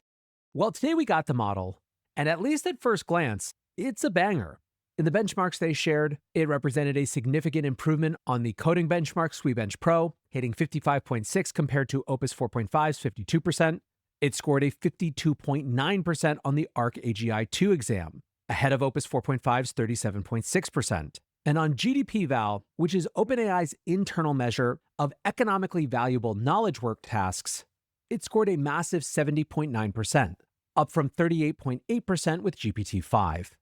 GDP-Val is in some ways the most relevant of the benchmarks, at least in terms of what it seems the goal of GPT-5.2 is for OpenAI. More so, frankly, than any model release I've seen from them, there is a clear messaging directive. This is a real-world business model to help professionals get more value. In a briefing with reporters, OpenAI's CEO of applications, Fiji Simo, said that 5.2 was about unlocking even more economic value for people. In her announcement tweet, she reiterated this. GPT 5.2 is here, and it's the best model out there for everyday professional work. Greg Brockman writes, 5.2 is here, the most advanced frontier model for professional work and long-running agents. It's a big step forward on enterprise tasks, including spreadsheets and slides. Head of ChatGPT, Nick Turley, writes, today we're introducing GPT 5.2, our most advanced model series for professional work. GPT 5.2 thinking is designed to help with real, economically valuable tasks. The kind of work professionals do every day, building spreadsheets and presentations, writing and reviewing production code, analyzing long documents, coordination tools, and executing complex projects from start to finish. And indeed, you can tell that of all the benchmarks, the one that they really care about is that GDP-Val measure of success with professional knowledge work tasks. Simo again writes on GDP-Val, the thinking model beats or ties human experts on 70.9% of common professional tasks like spreadsheets, presentations, and document creation. Noam Brown wrote, in my opinion, GDP-Val is the most important result from our 5.2 launch. We outperform in-domain experts and are state-of-the-art among all models on GDP-Val, which measures performance on self-contained tasks like making spreadsheets and PowerPoint presentations. Truly, you have never seen a company as excited about spreadsheets and PowerPoints as OpenAI is with the launch of 5.2. All of this was the theme of the announcement post as well. Right at the top, OpenAI harkens back to the ChatGPT Enterprise survey that we discussed earlier in the week, quoting that number where enterprise users were saving between 40 and 60 minutes a day. OpenAI writes, we designed 5.2 to unlock even more economic value for people. It's better at creating spreadsheets, building presentations, writing code, perceiving images, understanding long contexts, using tools, and handling complex multi-step projects. And honestly, when you see the difference between 5.1 thinking and 5.2 thinking on some of these economic tasks, the difference could not be more stark. The examples they give are a workforce planning model, including headcount, hiring plan, attrition, and budget impact. The spreadsheet is so massively improved, again, in their cherry-picked example. They also give an example of two different cap tables. While the visual is pretty similar, they note that 5.1 incorrectly calculated seed Series A and Series B liquidation preferences and left the majority of those rows blank, which led to an incorrect final equity payout calculation. 5.2 got all those calculations correct. They also gave an example of project management, where 5.2 thinking produced this really professional-looking Gantt chart to help describe and summarize progress over the course of a month. Now, these broad-based economically valuable tasks are, like I said, the thing that OpenAI chose to put right at the top of this blog post. Even ahead, it is notable, of coding. Yet, as I said, with that 55.6 on SweBench Pro, there are definitely coding improvements here as well. And once again, they connected this to professional users. For everyday professional use, they write, this translates into a model that can more reliably debug production code, implement feature requests, refactor large code bases, and ship fixes end-to-end with less manual intervention. They also note that it's better at front end, giving examples of an ocean wave simulation, a holiday card builder, and a typing rain game where you have to type the words before they hit the bottom of the screen. A couple things to call out that were a little bit farther down in the announcement post, but were still really interesting. The first is that 5.2 seems to do really well with long context. On Needles in a Haystack test, where the performance of 5.1 degraded from about 90% at 8K context to less than 50% at 256K context, with 5.2 thinking, it barely nudged down from 100 at 8K to something that appears is above 90 on the 256K context. Now, going back to professional use, this matters, I think, because a lot of the next generation of value is going to be unlocked by being able to handle lots and lots of enterprise context all at once. Another important change, they found that GPT-5.2 had roughly 30 to 40% less hallucination. Again, when you're thinking about professional business users, one of the great enemies of reliance on AI is hallucinations. So seeing a meaningful decrease in hallucinations, again, means a big difference for professional users. But so far, we've just talked about what OpenAI said about their own model. What about some of the folks who had early access? Medical professor Daria Anutmaz writes, I had early access to GPT-5.2 and tested mostly the Pro version. Let me just say this. Relative to 5.1 Pro, it has stronger abstraction, clearer, more realistic, balanced, and strategic responses, and shows deeper conceptual insights and vibe. And I would say this represents one theme that I saw in a lot of these initial early responses, that yeah, this is just a good model that is a meaningful improvement. Ethan Malik writes, had early access to 5.2, it's an impressive model. He asked it to build him a graph of humanity's last exam scores over time, which, as he points out, involved looking up and cross-referencing a lot of material and then generating something useful in one shot, which it did. When Box began testing 5.2 with their reasoning tests, CEO Aaron Levy writes, we asked the model to perform a series of enterprise tasks that approximate real-world knowledge work that we see in industries ranging from financial services to healthcare and life sciences. These tasks require a high degree of analytical capabilities, math, reasoning, and more. Aaron noted that with this expanded task set, with broader and harder tasks than before, 5.2 scored 7 points better than 5.1 and performed the majority of the tasks far faster than previous models. The coding first impressions are likewise pretty good. Ella Marina's Peter Gostev writes, I've spent a lot of time testing this model on the Arena, and it's an excellent bump from the 5 and 5.1 versions for coding, and a big challenger to Gemini 3 Pro and Opus 4.5. Pietro Sciarrano writes, 5.2 is a serious leap forward in complex reasoning, math, coding, and simulations. It built a full 3D graphics engine in a single file. Interactive controls, 4K export, one shot. The pace of progress is unreal. He also argued that it's, quote, the best agentic model OpenAI has shipped, runs tons of tools in a row without issues, and is faster than its predecessor. 5.2 calls tools with no preamble and doesn't get lost in long sessions. Flavio Adamo wrote a short post called What Actually Changed and found that the model was noticeably better at creating presentations, generating spreadsheets, producing cleaner tables. He also found a significant improvement in visual design and front end. Overall, he writes, 5.2 isn't a revolution, but the upgrades are hard to miss. It's more accurate, more consistent, and a lot more dependable in tasks that actually matter. Now, not everyone was universally positive. In fact, there were a number of early testers who did point out some of the challenges of 5.2. Dan Schipper from Every said it's not as good a writer as Opus on our internal benchmarks, and that it's in his estimation mostly an incremental upgrade, saying that he hasn't found himself explicitly switching to it for day-to-day tasks. That idea of this being an incremental upgrade is Every's big banner headline. They said while it excels at instruction following and extended tasks, don't expect it to surprise you.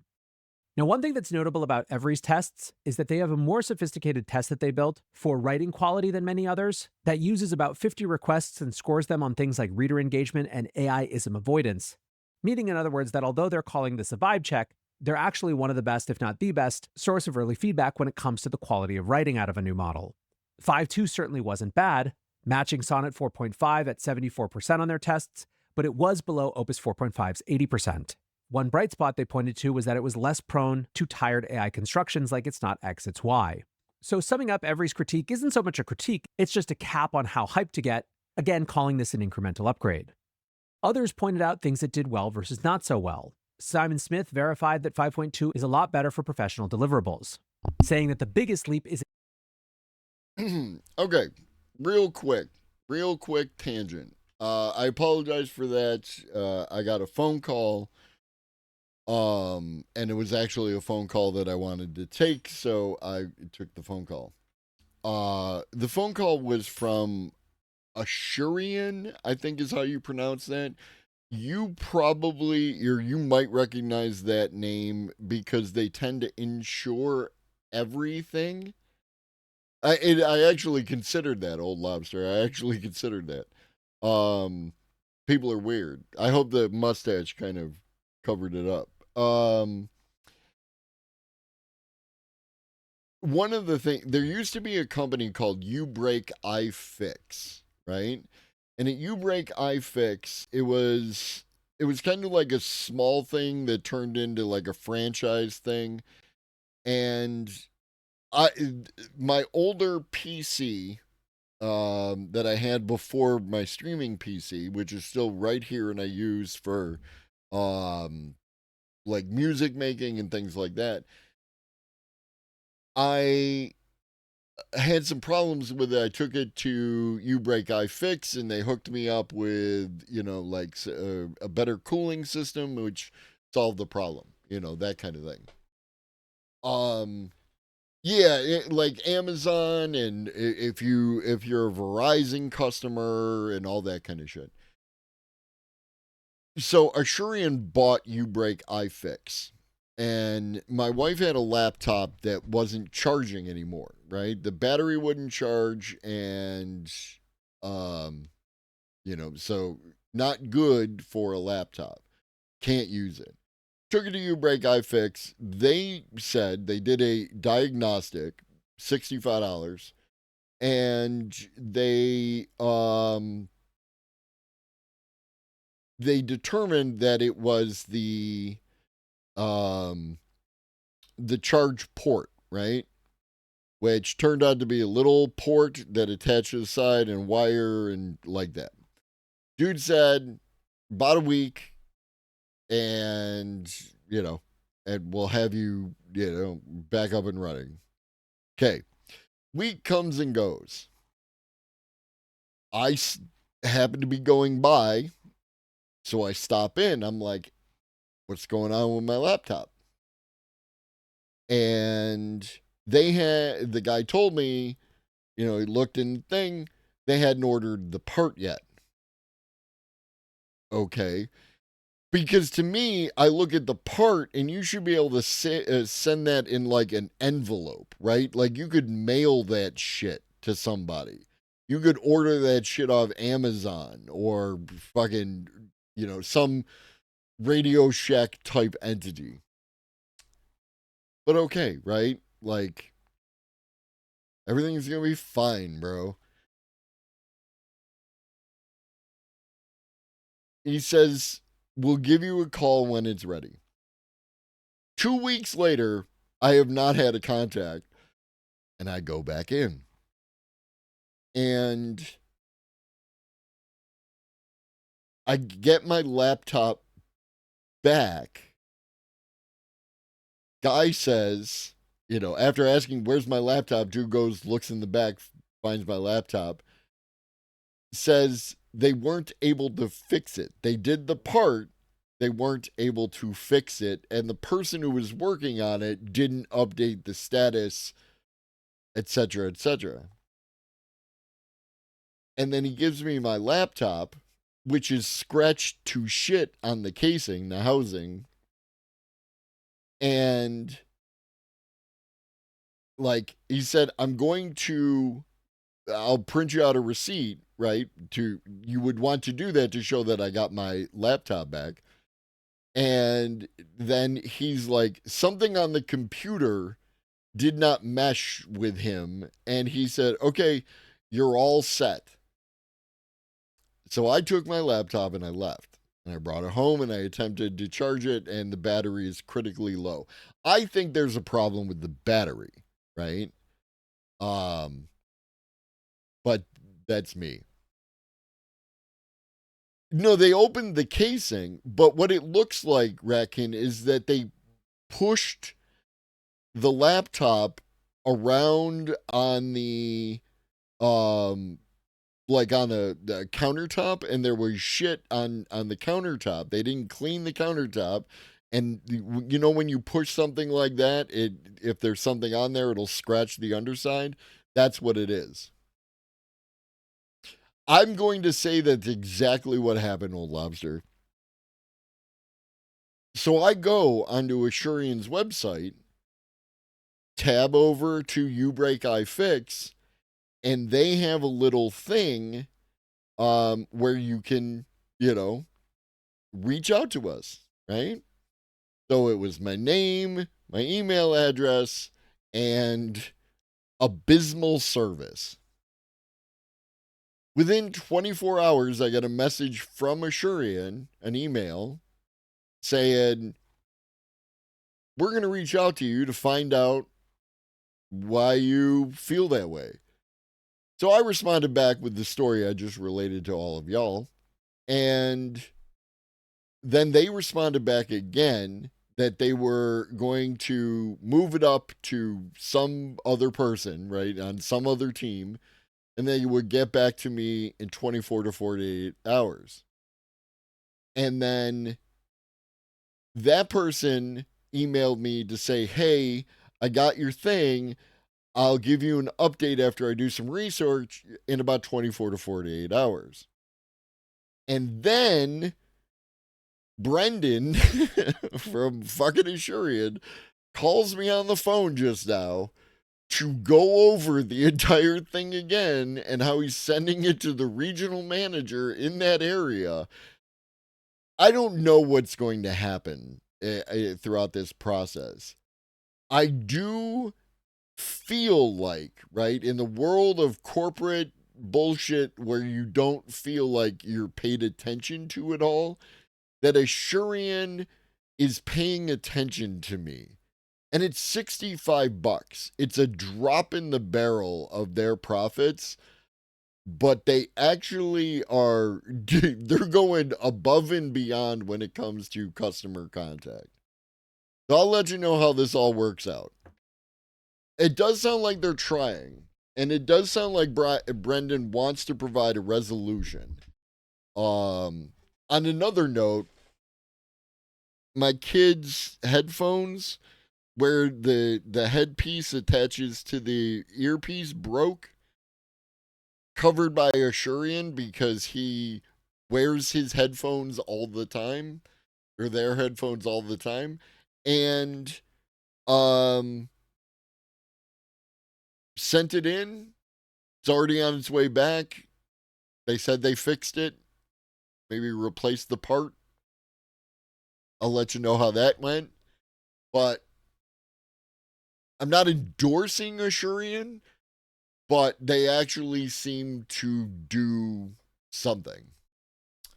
I bet they contract out their customer service and you just went from contract contact center to their manager to the you break, I fix internal customer service, then that manager. Probably. But they're communicating. I love communication. I love communication. Yeah, because Asurian is like not really that expensive in the grand scheme of things. You buy a device and it's like $12 to $16 usually for 3 years of additional coverage, right? Are you buying the extended warranty? And then they actually provide value for that warranty. So that's what I've got to say about Asurian. In structured business outputs like multi-sheet Excel workbooks with proper formatting and PowerPoint decks with better structure and concise bullets. He said this is the first time ChatGPT has made spreadsheets and presentations I'd consider remotely client-ready. He also argued that 5.2 has better concision of thinking. He argues that 5.1 sometimes rambles, producing.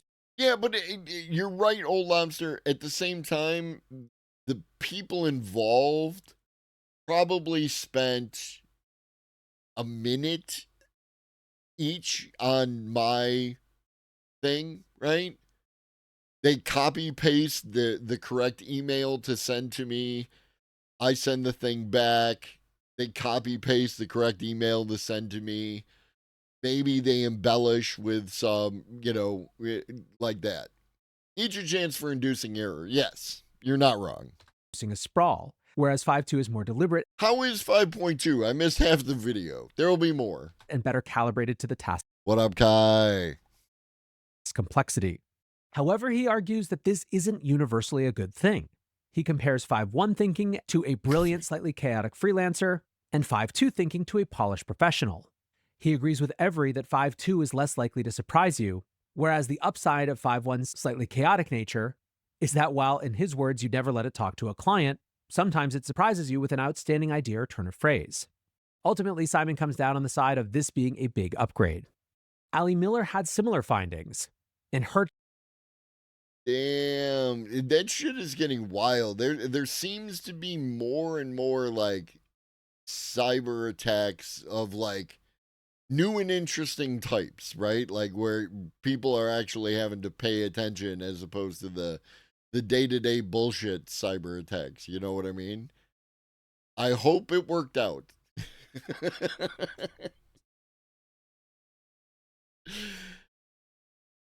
tests, the thinking and problem solving felt noticeably stronger. She said that it gave her deeper explanations than she's used to seeing. In fact, she writes, at one point, I'm going to say the cybers didn't win because Kai Pewter is the cybersecurity samurai in these parts. And if they weren't winning, if Kai wasn't winning, Kai would still be fighting them. it literally wrote code to improve its own OCR in the middle of a task. She also found that idea exploration feels a little bit richer even than what she's seen from Opus 4.5. However, like Simon, she found the tone to be different, and for her, a downside. She said the default voice felt a little bit more rigid, and the length and markdown behavior is extreme. A simple question turned into 58 bullets and numbered points. Ultimately, she argues that this version is optimized for deeper problem solving, structured analysis, and power users who... I will say this. I don't think I was using 5.2, but I told y'all about the 40K board game I was working on, right? Like, I'm not super working on it.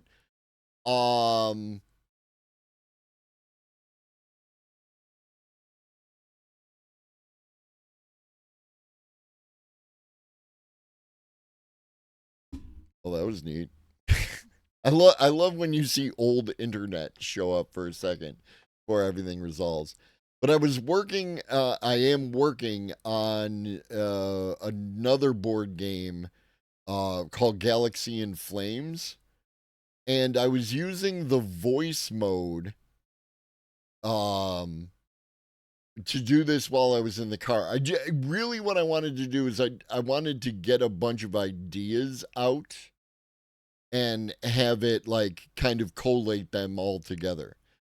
And the idea behind the game is Galaxy in Flames is a space feudal strategy game inspired by Dune-like great houses, imperial governance, and interstellar conflict. Players control noble houses with a sprawling galactic empire, managing political influence, military power, diplomacy, and the stability of their territories. The tone is one of intrigue, fluctuating loyalties, and the slow burn of rebellion spreading across the galaxies. This is the final output from my conversation with the AI, which led to it giving me a synopsis. And then copied this synopsis, dropped it into a project, and the shit went off. Like, the stuff in my brain around this game is no more distracted than having a conversation with someone in the car, Old Lobster. There was stuff in my brain that I hadn't really expressed. I was expressing these bigger, higher level ideas, and then it came up with like a gameplay core loop, like how a player's turn is supposed to go, and how the different components and tracks can be used, and like how you would go, like, are you an authoritarian government or a more liberal government, and all those kind of things. And these are the things I was fucking thinking about. This was one of the best experiences that I've had using AI so far, right? That's where I'm at. This is like, if I actually can get this thing together, it will be the thing that's in my brain. And I think it'll be hot shit for a certain type of gamer. Want to sift through all of those options. 5.2, she says, feels like a step towards AI as a serious analyst and less AI as friendly companion. Now, one person who agrees with all of what has been said before, but found that 5.2 Pro is so uniquely better at what it does that it has become indispensable for him, is Matt Schumer. Now, interestingly, Matt says that he's had access to these models since November 25th, which is a lot longer than most of these folks who are sometimes going on days or even just a couple of hours of early access. His overall review of 5.2 was summed up as incredibly impressive, but too slow. He said 5.2 thinking is a meaningful step forward in instruction following and willingness to attempt hard tasks. Code generation is a lot better than 5.1. Vision and long context are much improved, but speed is a big downside.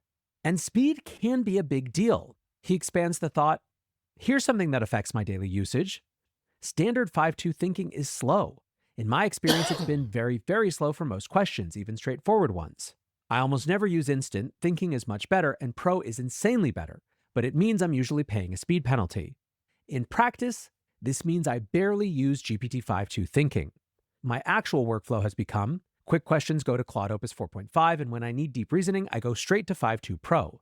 The standard thinking model sits in an awkward middle ground, slower than Opus but without the full reasoning benefits of Pro. However, Matt, more than anyone else that I've seen so far, really extols Pro as something fundamentally different. He writes, more than raw intelligence, what sets Pro apart is its willingness to think. It will spend far longer than previous Pro models working through a problem. For research tasks, it will research for an absurdly long time if that's what the task requires. Now, one example he gave to capture what Pro does uniquely among models, he said, I asked it for meal planning help, emphasizing that I have no time to cook. I wanted a 7-day plan with 3 meals and 2 snacks per day.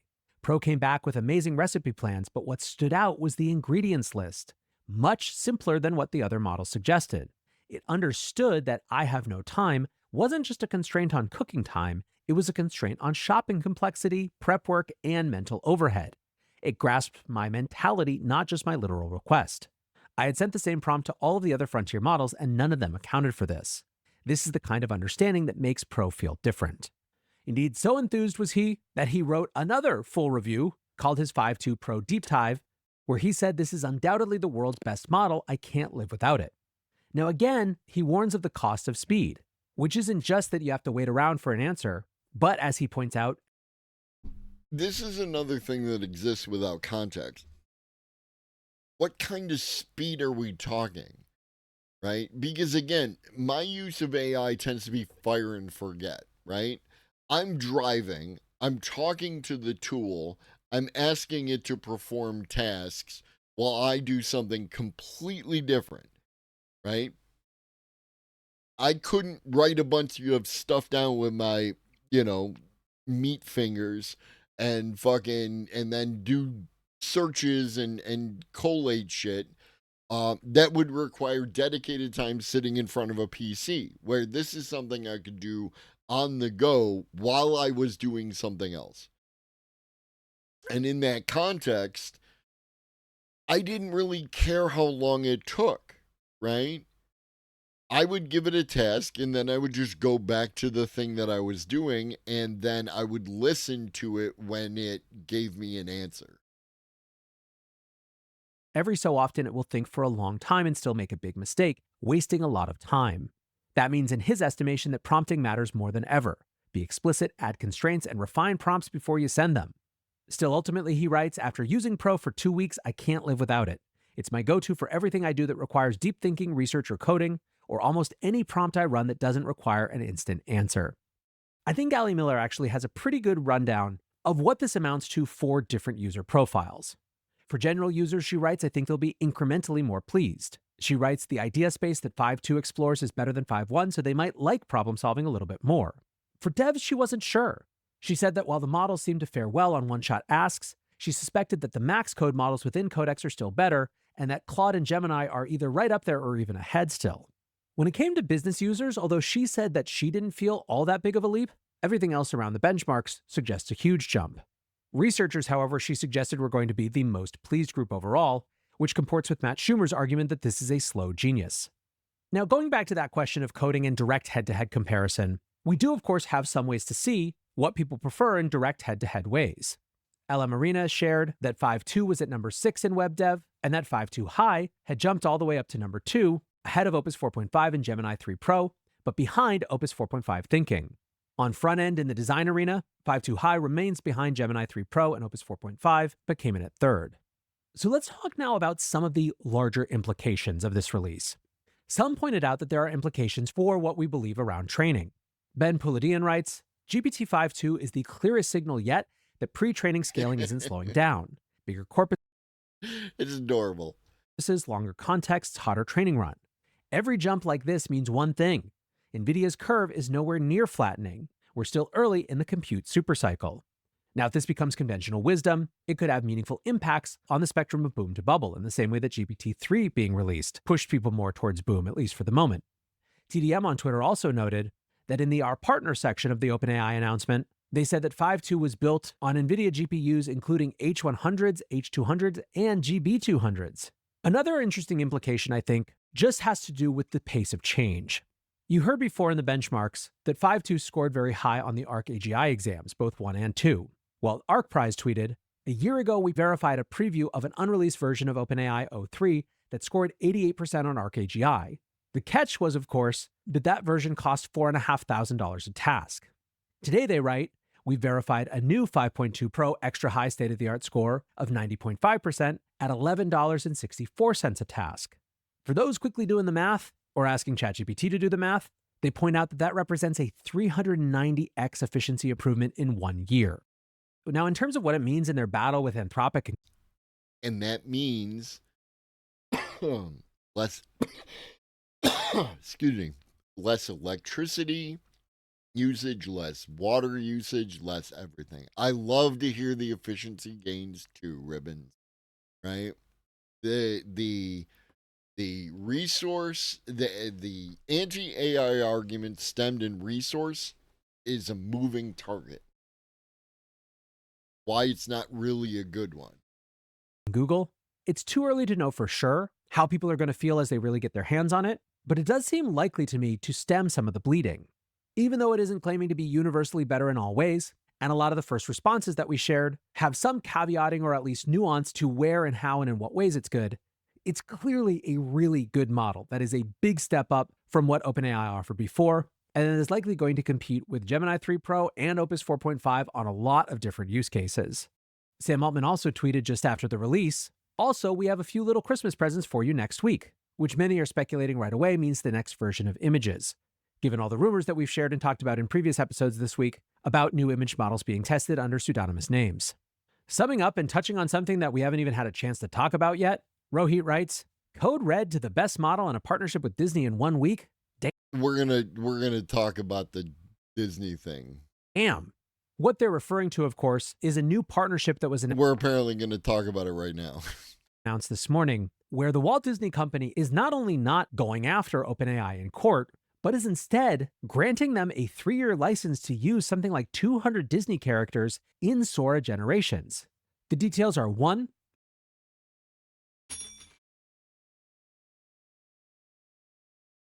there were a certain number of people who, Anthony Fantano was one of them, right? Talking about how, they're gonna sue the AI companies out of existence. You can't go up against the mouse, etc., etc. The fuck did you think was gonna happen? Oh, it's all only ever about who gets paid, bro. It's all only ever about who gets paid. What the fuck did you think was going to happen?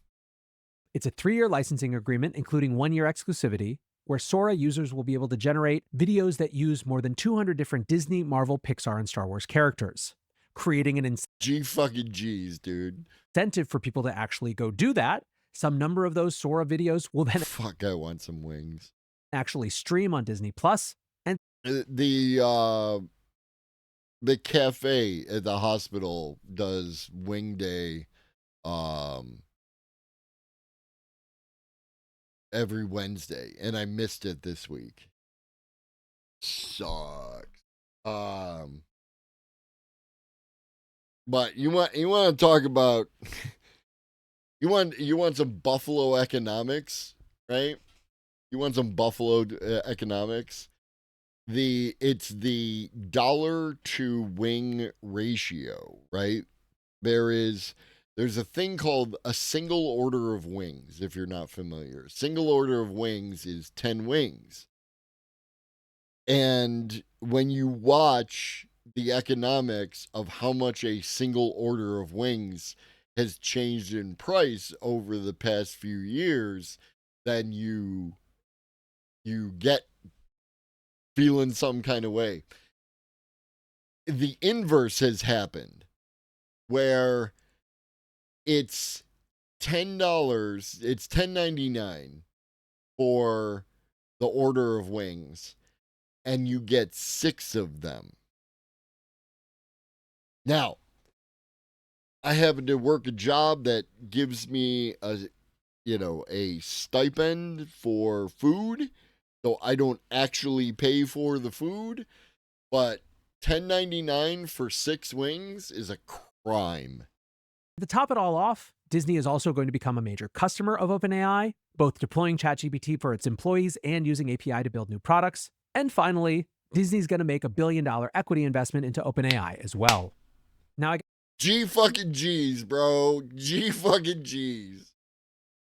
Done. Over. got to give a big shout out to Andrew Curran, who's one of the best AI news aggregators on Twitter/X. But all the way back in August, when Sam Altman tweeted an image of a faded Death Star, Andrew wrote, "Sometimes I read too much into things, it's my nature. However, seeing as I think we're getting a Sora 2 announcement, I'm predicting the mouse has finally made up its mind." And it wasn't just that one prediction. Back in November, he also wrote, "Disney is becoming an AI company. At this point, it's simply a matter of who they choose as a partner. A deal between OpenAI and Disney has seemed close many times over the last year, but it looks like it's coming down to this week. To me, this decision is a huge signal for who will be leading the race a year from now.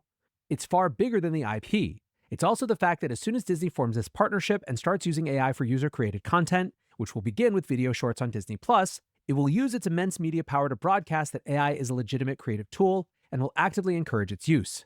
To me, this is the biggest decision of the year, and whoever wins it will have immense main character energy in 2026. Adding some validity to that argument, on the same day that they announced this OpenAI deal, Disney sent a cease and desist letter to Google accusing them of copyright infringement. Shots fired. On a massive scale. Now, there will be a lot more to get into on that particular deal, but bringing it back to GPT-5, I was someone who felt like the 5.1 update was very meaningful. For my use cases of iterative brainstorming and business strategy collaboration, 5.2 in general, but 5.2 Pro especially, felt like a major upgrade. In fact, like Matt Schumer, although in the context of a different model, I found myself much more than I was before, skipping the thinking model and going straight to 5.1 Pro. I was finding myself just naturally redesigning my work so that I could let that process take place while I was doing other things and then come back to it when it was ready. However, it feels to me like in most ways, OpenAI sees 5.2 as the big next step post-GPT-5. It almost feels as though 5.1 in personality and capabilities was kind of what they wanted 5 to be, and 5.2, at least at first glance, appears to be what they wanted that next intermediate model to be. 5.2 should be rolling out to all paid subscribers over the next day or so we will have some fun figuring out what it does well. For now, that is going to do it for the AI Daily Brief. Appreciate you listening or watching as always, and until next time, peace.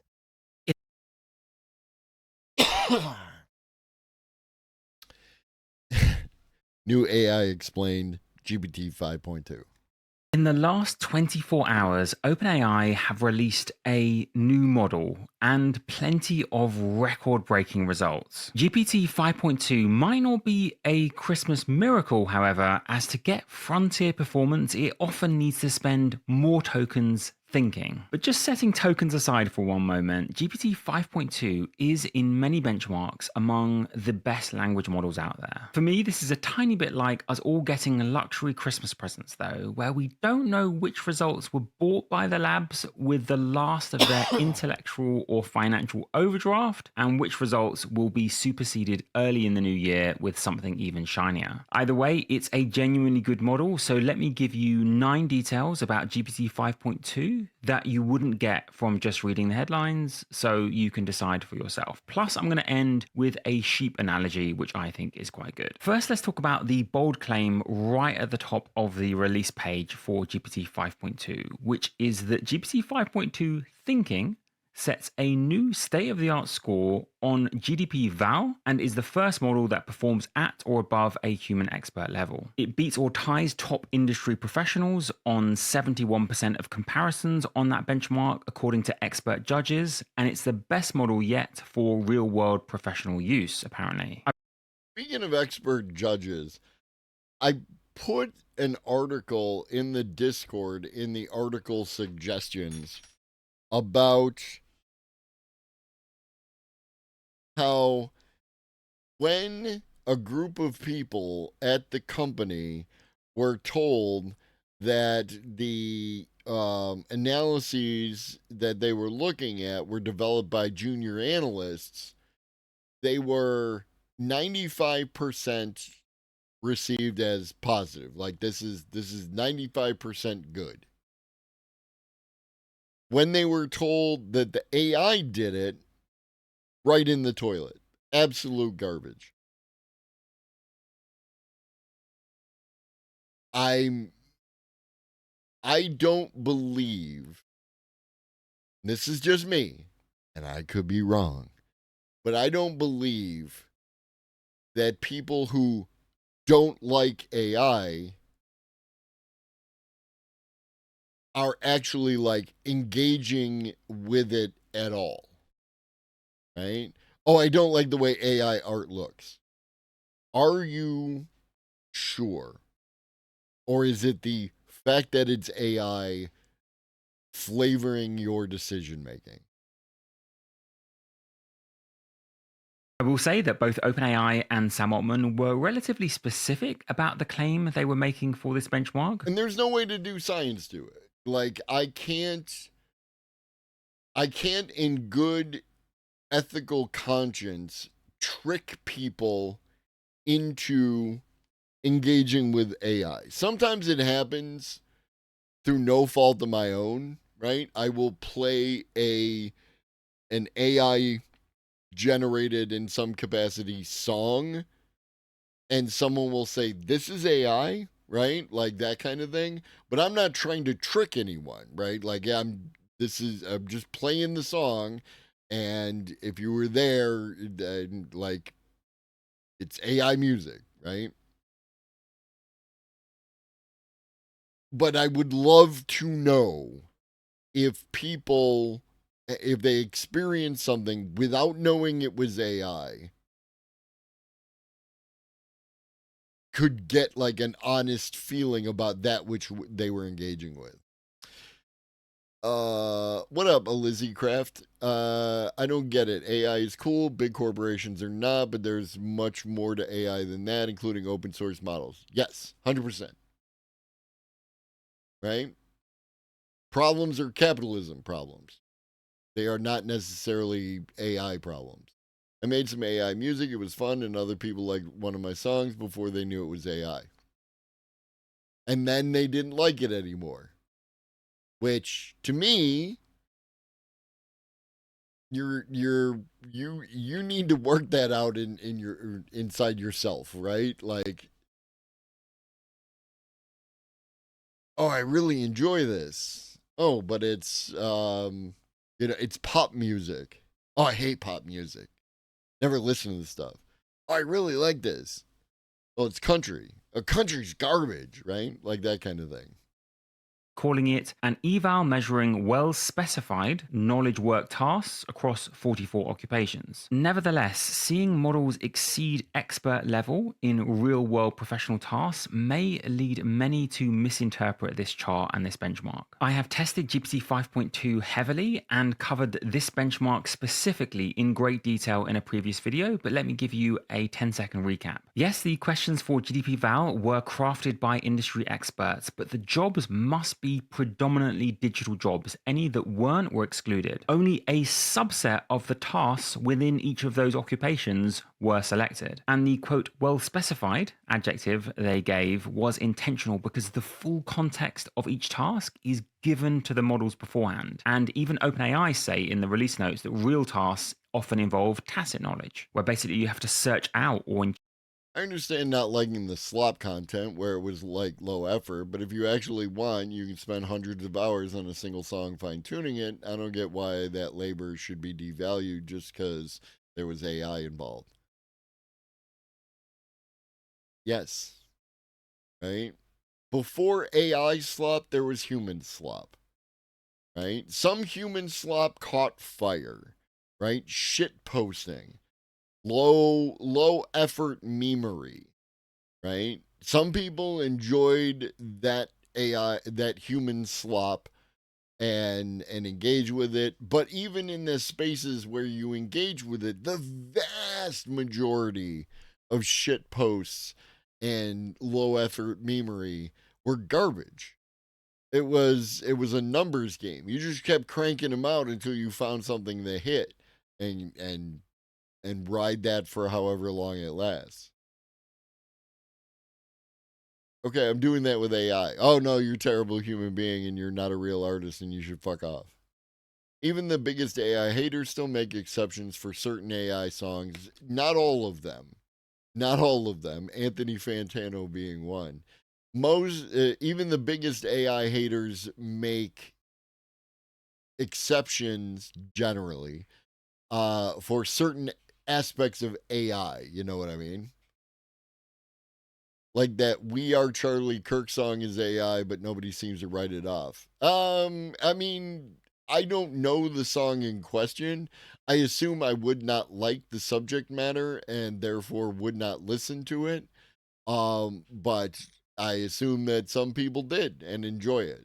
One of the arguments is that I do not have to, Zach. I do not have to. I do not. I am not required and you can't make me.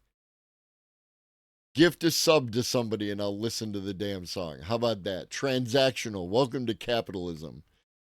There are arguments made that right-wingers like AI, which might be true. I don't think that invalidates any of my arguments. Intuit or know the contextual information to solve a task. Finally, the benchmark makes clear that it omits the impact of catastrophic mistakes. Oh, not specifically you, Lizzie. I was talking to Zach, the big roller from down under. Give me some of that hemp lobby money there, Zach. Mistakes made by models. You may have heard recently of models deleting people's entire hard drive, for example, and that is hard to calculate in a benchmark like this. Now, fair's fair. What it does mean is that for tasks like this of creating a spreadsheet after doing some web research, the models are getting extremely good. I asked GPT. Now, this should scare the crap out of people because I don't think people appreciate how much of our current economic system is people making spreadsheets and playing with the spreadsheets and doing spreadsheet things. This is a threat. This is a threat to employment. What up, Michael? Sometimes when I'm replying to an email, I'll spend half an hour or so revising it with the AI model. I could just send a quick response with minimal effort, but it's a tool. In the end, you put in as little or as much effort as you want, and the quality will reflect that. To quote Tyler Durden, you choose your level of involvement. 5.2 Pro to create a football-themed interaction matrix, basically giving all the results currently played in this particular football season of one club against the other clubs in its league. I was genuinely impressed with the results, not just coming up with the match list, but also the interaction matrix, as you can see here. Yes, I checked plenty of the results myself, and they were accurate, and I also did multiple deep researches, including... Wait, you're telling me there's not a massive amount of hallucinations in here and validating all of your work? With other models, and they all said that the results were accurate. However, there was one thing that I was a little disappointed by. When this paper came out in October, I praised OpenAI because they compared their best model at the time, GPT-5 High, with Claude Opus 4.1, which actually performed better than GPT-5. That is true intellectual honesty, and I commended them for it.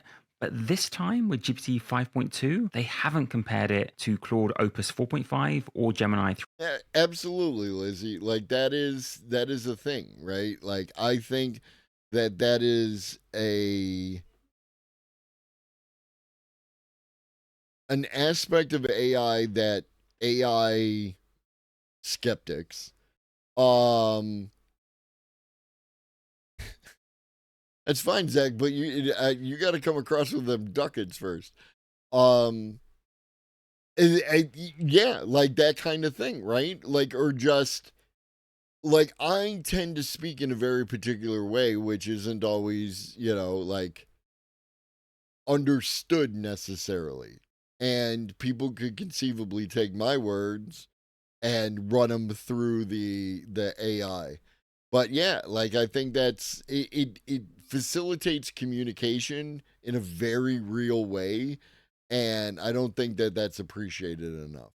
3 Pro. This has, of course, led to people doing their own cheeky comparisons, for example, with visual understanding. The release page for GPT 5.2 shows the model understanding this motherboard and being able to segment it quite accurately. But then Logan Kilpatrick, now of Google, but formerly of OpenAI, cheekily said that Gemini 3 Pro continues to be state-of-the-art at multimodal understanding. He then showed a much tighter segmentation of that same image, this time done, of course, by Gemini 3 Pro. Going back to the spreadsheet example, I must say I gave the same challenge to GPT 5.2 because not everyone is on the $200 Pro tier of ChatGPT, and it was able to get the results, but not able to create the interaction matrix. It has a smaller token budget. It's given less time to think, so perhaps this was inevitable. Which brings me to the next fundamental point that I think we should all start to understand. Performance these days on AI benchmarks is increasingly, but not exclusively, driven by thinking time, or the number of tokens used. In fancier language, it's a function of test time compute, the computing budget that model providers allocate to answering benchmark questions. As Noam Brown of OpenAI points out, this is just one reason why comparing benchmark performance is getting increasingly difficult. He said OpenAI publishes single number benchmark results because it's simpler and people expect to see it, but ideally, all evaluations would have an x-axis, presumably either the number of tokens or words used to complete a benchmark or the cost involved in completing that benchmark. Take Arc AGI 1, the original benchmark designed to test the fluid intelligence of models. You can't memorize the results, in other words. Results almost uniformly get better on this benchmark the more dollars or tokens you spend on thinking. The more time a model thinks, the more ideas from their training data they can try out, or permutations of the same idea. So with the somewhat farcically named GPT 5.2 Pro extra high reasoning effort, which I'll come back to for Simple Bench, it gets the best performance yet at over 90%. It must still be said, though, that because of all sorts of computing and algorithmic efficiencies, the price-performance ratio continues to fall. This time last year, most of us were... We actually just covered that, Lizzie, so you must have come in right after we finished. Impressed by the release of O3 and its 88% on Arc AGI 1? Well, a year later, we see a 390 times efficiency improvement, which brings us to Arc AGI 2. And if you haven't even heard of Arc AGI, it's a pattern recognition exercise. Again, it's designed to test models outside of their training data. If that first image becomes this next image, how would this image be transformed? The results, very similar. A new record for GPT 5.2, and again, a almost uniform increase the more money and tokens you spend. So look carefully at the performance of Gemini 3 Pro versus GPT 5.2. Which model is better? One has spent more tokens and dollars in thinking and got a better result, GPT 5.2. Does that mean it's better than Gemini 3? You may not know that an outside company, Poetic, built a scaffold essentially around Gemini 3 Pro to get similar results, albeit with that increased token spend. If thinking budgets complicate comparisons, how about benchmark selection by model providers? OpenAI come along yesterday and say that no, it's SweBench Pro that really counts. That's rigorous. Unlike Software Engineering Bench Verified, OpenAI say, which only tests Python, SweBench Pro tests 4 languages and aims to be more contamination resistant. You'll notice from the chart that again, more output tokens leads to that higher performance. Again, this is not to say that models aren't also getting more efficient with the tokens they spend, but it's still true that the more tokens they do spend, the better the result, generally speaking. And even when we get exact head-to-head comparisons using the very same benchmarks, it's not always easy to see which model is better. And not just because some are better at one benchmark, others are better at another. No, because even benchmarks purporting to test the exact same thing, let's take analyzing tables and charts, give differing results. MMMU Pro was designed to elicit the capability of models for analyzing, as I say, tables, charts, graphs. Gemini 3 Pro has state-of-the-art performance at 81%, better than GPT 5.2 thinking at 80.4%. But then I noticed this brand new benchmark that I hadn't heard of, Charkive Reasoning. And in this benchmark, GPT 5.2 gets way better, 88.7% versus 81%. The weird thing is, this is testing the ability for models to do realistic chart understanding. From the Charkive paper, I found this example where they ask, for the subplot at row 1 and column 2, what is the general trend of data from left to right? So there we have it. Which benchmark to trust is another problem. But what about the really well-known benchmarks like Humanities Last Exam and GPQA, both testing really obscure knowledge and reasoning, particularly in the scientific domains? Well, on Humanities Last Exam, I don't know, Zach. I use the AI in my existing gadget and gizmo, right? My phone. So now maybe, or do you want a dedicated AI gizmo? with tools, the results are kind of a wash between both models, both getting around 45-46%. On the Google Proof Q&A, GPQA Diamond, GPT 5.2 does seem to edge out Gemini 3 Pro. But even one of the lead authors of that benchmark, David Ryan, has said it's sometimes quite hard to judge results on the benchmark because you have to trust that the model Fair, Zach. providers haven't trained on the answers. He has also in the past said that it could be 5 or 10% of the questions are just noise, as in the correct answer isn't actually reflected in the benchmark answers. What about a completely external benchmark that's fully private, making it really hard for model providers to cheat? Well, I have my own benchmark. It's called Simple Bench, and think of it as common sense questions or trick questions that also involve spatio-temporal reasoning. I designed it almost 18 months ago to directly exploit the known weaknesses of models at the time. Well, you guys will be glad to know that I literally bust my budget getting GPT 5.2 Pro run 5 times, and it got 57.4%. The human baseline, very roughly speaking, is around 84%, and you can see that Gemini 3 Pro does a lot better than GPT 5.2 at 76.4%. Now, it will be fairly hard for these model providers to cheat on this benchmark because we don't exactly give the answers in the API call to these models. We extract their answer and then compare it to our own table of answers. That comparison is done by a program, not by an LLM. The base version of GPT 5.2, by the way, which most of you will use, got 45. Have a good night, Lizzie. 0.8%. Yes, by the way, in case you're wondering, this was with reasoning effort set to extra high, not just high. And you may be quite surprised to see it being slightly beneath GPT 5.1. That wouldn't actually be the first time for Simple Bench because GPT 5.1 itself slightly underperformed the performance of GPT 5, which got 56.7%. For other model providers, the progress is much more uniform, with Opus 4.1 outperforming Opus 4, Opus 4.5 outperforming Opus 4.1, Gemini 3 outperforming Gemini 2.5, which outperformed Gemini 2, etc., etc. If you are being extra cynical, you may wonder about benchmark maxing, where the performance in coding and mathematics and other benchmarks that are known to be highly publicized might be maximized to the detriment of the core parameter count and general knowledge, you could say, general intelligence nous of a model. And that is a known trade-off, by the way. For maximum profit margins, you generally want the smallest possible model in terms of parameter count that matches people's expectations. That's much easier and cheaper to serve to hundreds of millions of people. Just purely my personal opinion, I will say that despite this Simple Bench result, Claude Opus 4.5 is my coding go-to model at the moment. Now, you guys may wisely... Where are the wings from? If you want to answer that question for obvious, reasons, I understand why you might not, but because I love good fucking wings, bro. You conclude, well, the best model is just the one that's best for my use case. Oscarellas.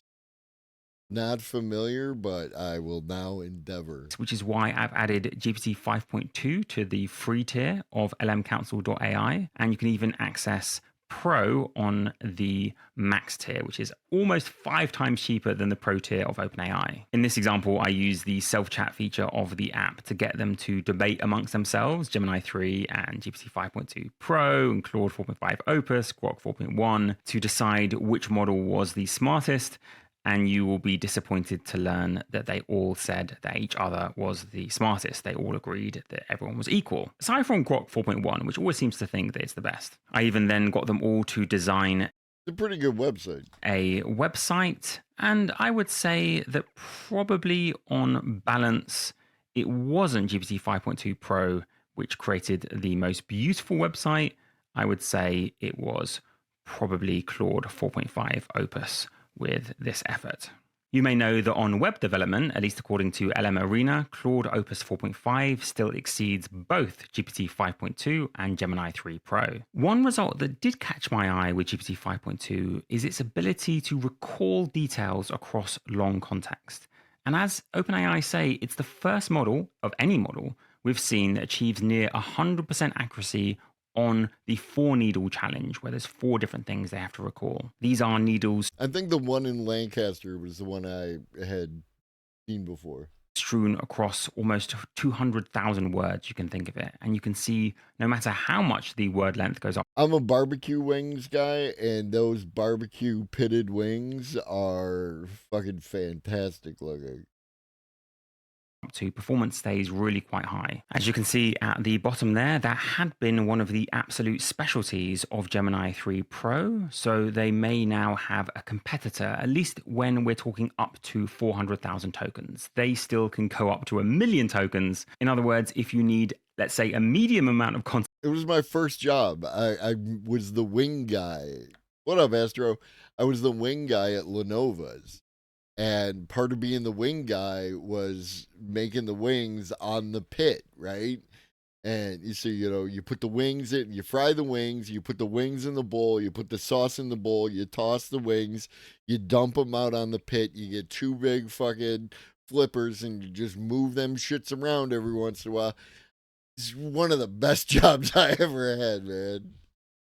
Text up to 400,000 tokens, definitely consider GPT 5.2. If you need super long context, up to 1 million tokens, Gemini 3. Just a few more results before I leave benchmarks behind. And if you're concerned about recursive self-improvement or the singularity, well, then GPT 5.2 is an incremental. I don't know. A lot of people, have things to say about Joey Tadaro, but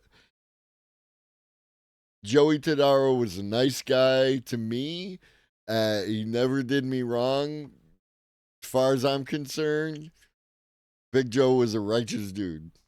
Step forward, but no more. On being able to successfully complete OpenAI's own pull requests to a level of their standard, it got. They're didymus. So are you low and slow barbecue wingman that you just shout at the wings and the bones come out?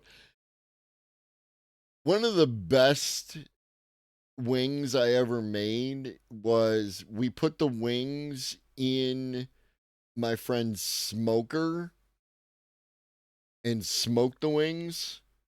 And then I tossed them in the bowl and I put them on a charcoal barbecue. Right? So you got that pitting on the outside and the smoker on the inside. I'm not going to argue because I could definitely see it from that, but I'm just saying pitted smoked wings are quite good. 55% versus 53% for GPT 5.1 Codex Max. Again, on a machine learning engineering benchmark, crucial if you're going to automate AI research, it got better than GPT 5.1, but worse than GPT 5.1 Codex Max. Now, I want to end with some wider observations about what GPT 5.2 means, but first, I've got to tell you about the sponsors of today's video, 80,000 Hours. And yes, they've been a sponsor for around a year now, because when I'm going on my long walks or drives, their podcasts, including on YouTube, 80,000 Hours is the channel name, are incredible to listen to. The other day, I was working my way through one of their 3-hour-long episodes when I realized that their sub count had doubled since I last talked about them. As you'd expect, their podcast is also available on Spotify, and also do check out the custom link in the description. It helps them to know you came from me. But what about some wider thoughts about the state of the industry? Well, yesterday was 10 years to the day for the founding of OpenAI, and Sam Altman himself said, "In 10 more years, I believe we are almost certain to build superintelligence." In case you're wondering, of course, we are not going to have to wait 10 years for their next model. Their head of research said that... Could you? Yes. I would probably do it. I would smoke them, then cornstarch slurry fry, then toss them in sauce, then pit them, right? And you'd have to do a quick fry. You couldn't, because it's already cooked, right? So you're just trying to fry that skin and then throw them on the pit to get the char. I just don't know if all that work would really, like, yeah, are we getting into diminishing returns at that point from your wing construction? OpenAI has already moved on from 5.2 to developing an even bigger and better model thanks to the lessons it learned with GPT 5.2. For all of its performance increases, the price increase via the API for GPT 5.2 is admirably restrained, still cheaper than Opus, and for input tokens cheaper than Gemini 3 Pro. I also, of course, commend OpenAI for focusing on mental health evaluations given recent news, and apparently GPT 5.2 performs better on that front. But zooming out still further, many people will have a more basic question, which is this really the route that we're going to use to get to AGI, ticking off tasks one by one? Incremental performance gain after incremental performance gain. Well, first, I wouldn't rule out step change increases in performance. Check out my video on nested learning and continual learning that I did recently. But also, you could think about the analogy with counting sheep. You might see a vast undulating landscape full of sheep and want to count all of them. And each sheep is like a human endeavor, a human task that we might want to automate with AI. One team sets off into the field manually counting each sheep, and that's a bit like what we're doing with LLMs. They're getting better at task after task after task. It might be digital tasks just at the moment, as exemplified with GDP Val. But I was having an interview just yesterday with Tony Zhao for Patreon, and he's the founder of Sunday Robotics, and they were the first company that I know of that created a robot Memo and a model Act 1, which could load the dishwasher with really fragile wine glasses. They use imitation data to get good at real-world physical tasks too. So the analogy I would draw is that we are maybe halfway through the different fields in terms of ticking off human tasks. Before LLMs kicked off, many people were hoping for a more flash of inspiration approach, where one person wrote down an algorithm and suddenly all the fields were scanned and every sheep counted in a moment. A one-shot superintelligence and a singularity. But even if that flash of inspiration never comes, or never comes from a human, and we do have to rely on, for the moment, incremental progress, one benchmark broken after another, one human baseline exceeded after another, well, eventually, we would count all the sheep. Let me know what you think. Well done to OpenAI. To be fair, the incremental changes are happening rather quickly, so it's not as if there's a little incremental change every couple of years. These models are changing literally every couple of months. Yes, thinking the exact same thing, Michael. How long till they make a childlike version that'll do artisanal cobalt mining in the Congo? Chinese are already working on it, right?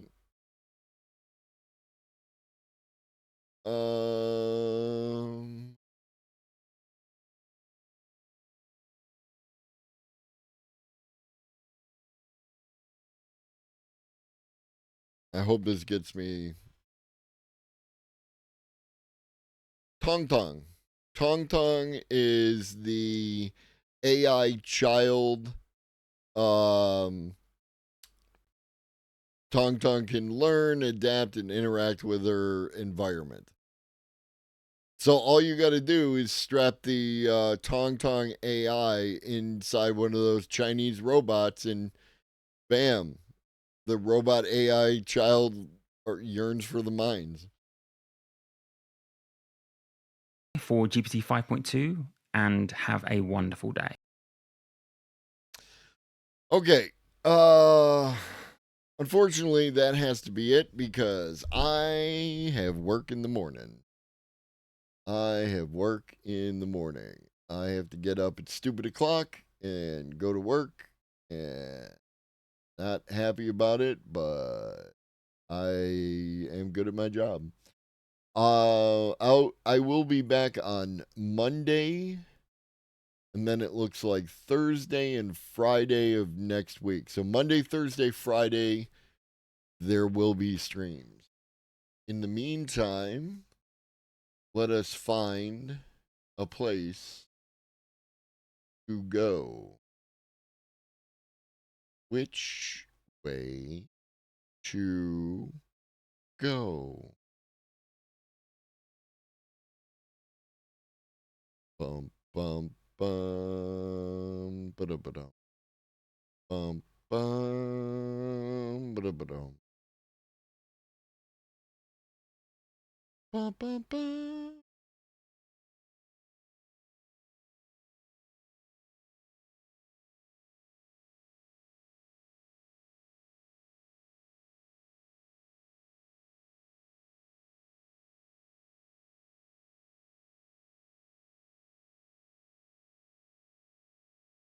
I love a parade. Rug of the drum, bum. I love a parade. That's where a bunch of went.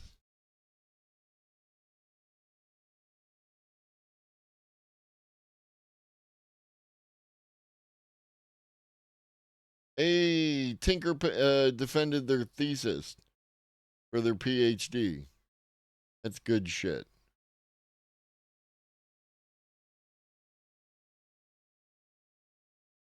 I think Doodleburb. It's been a long time since we rated Doodleburb.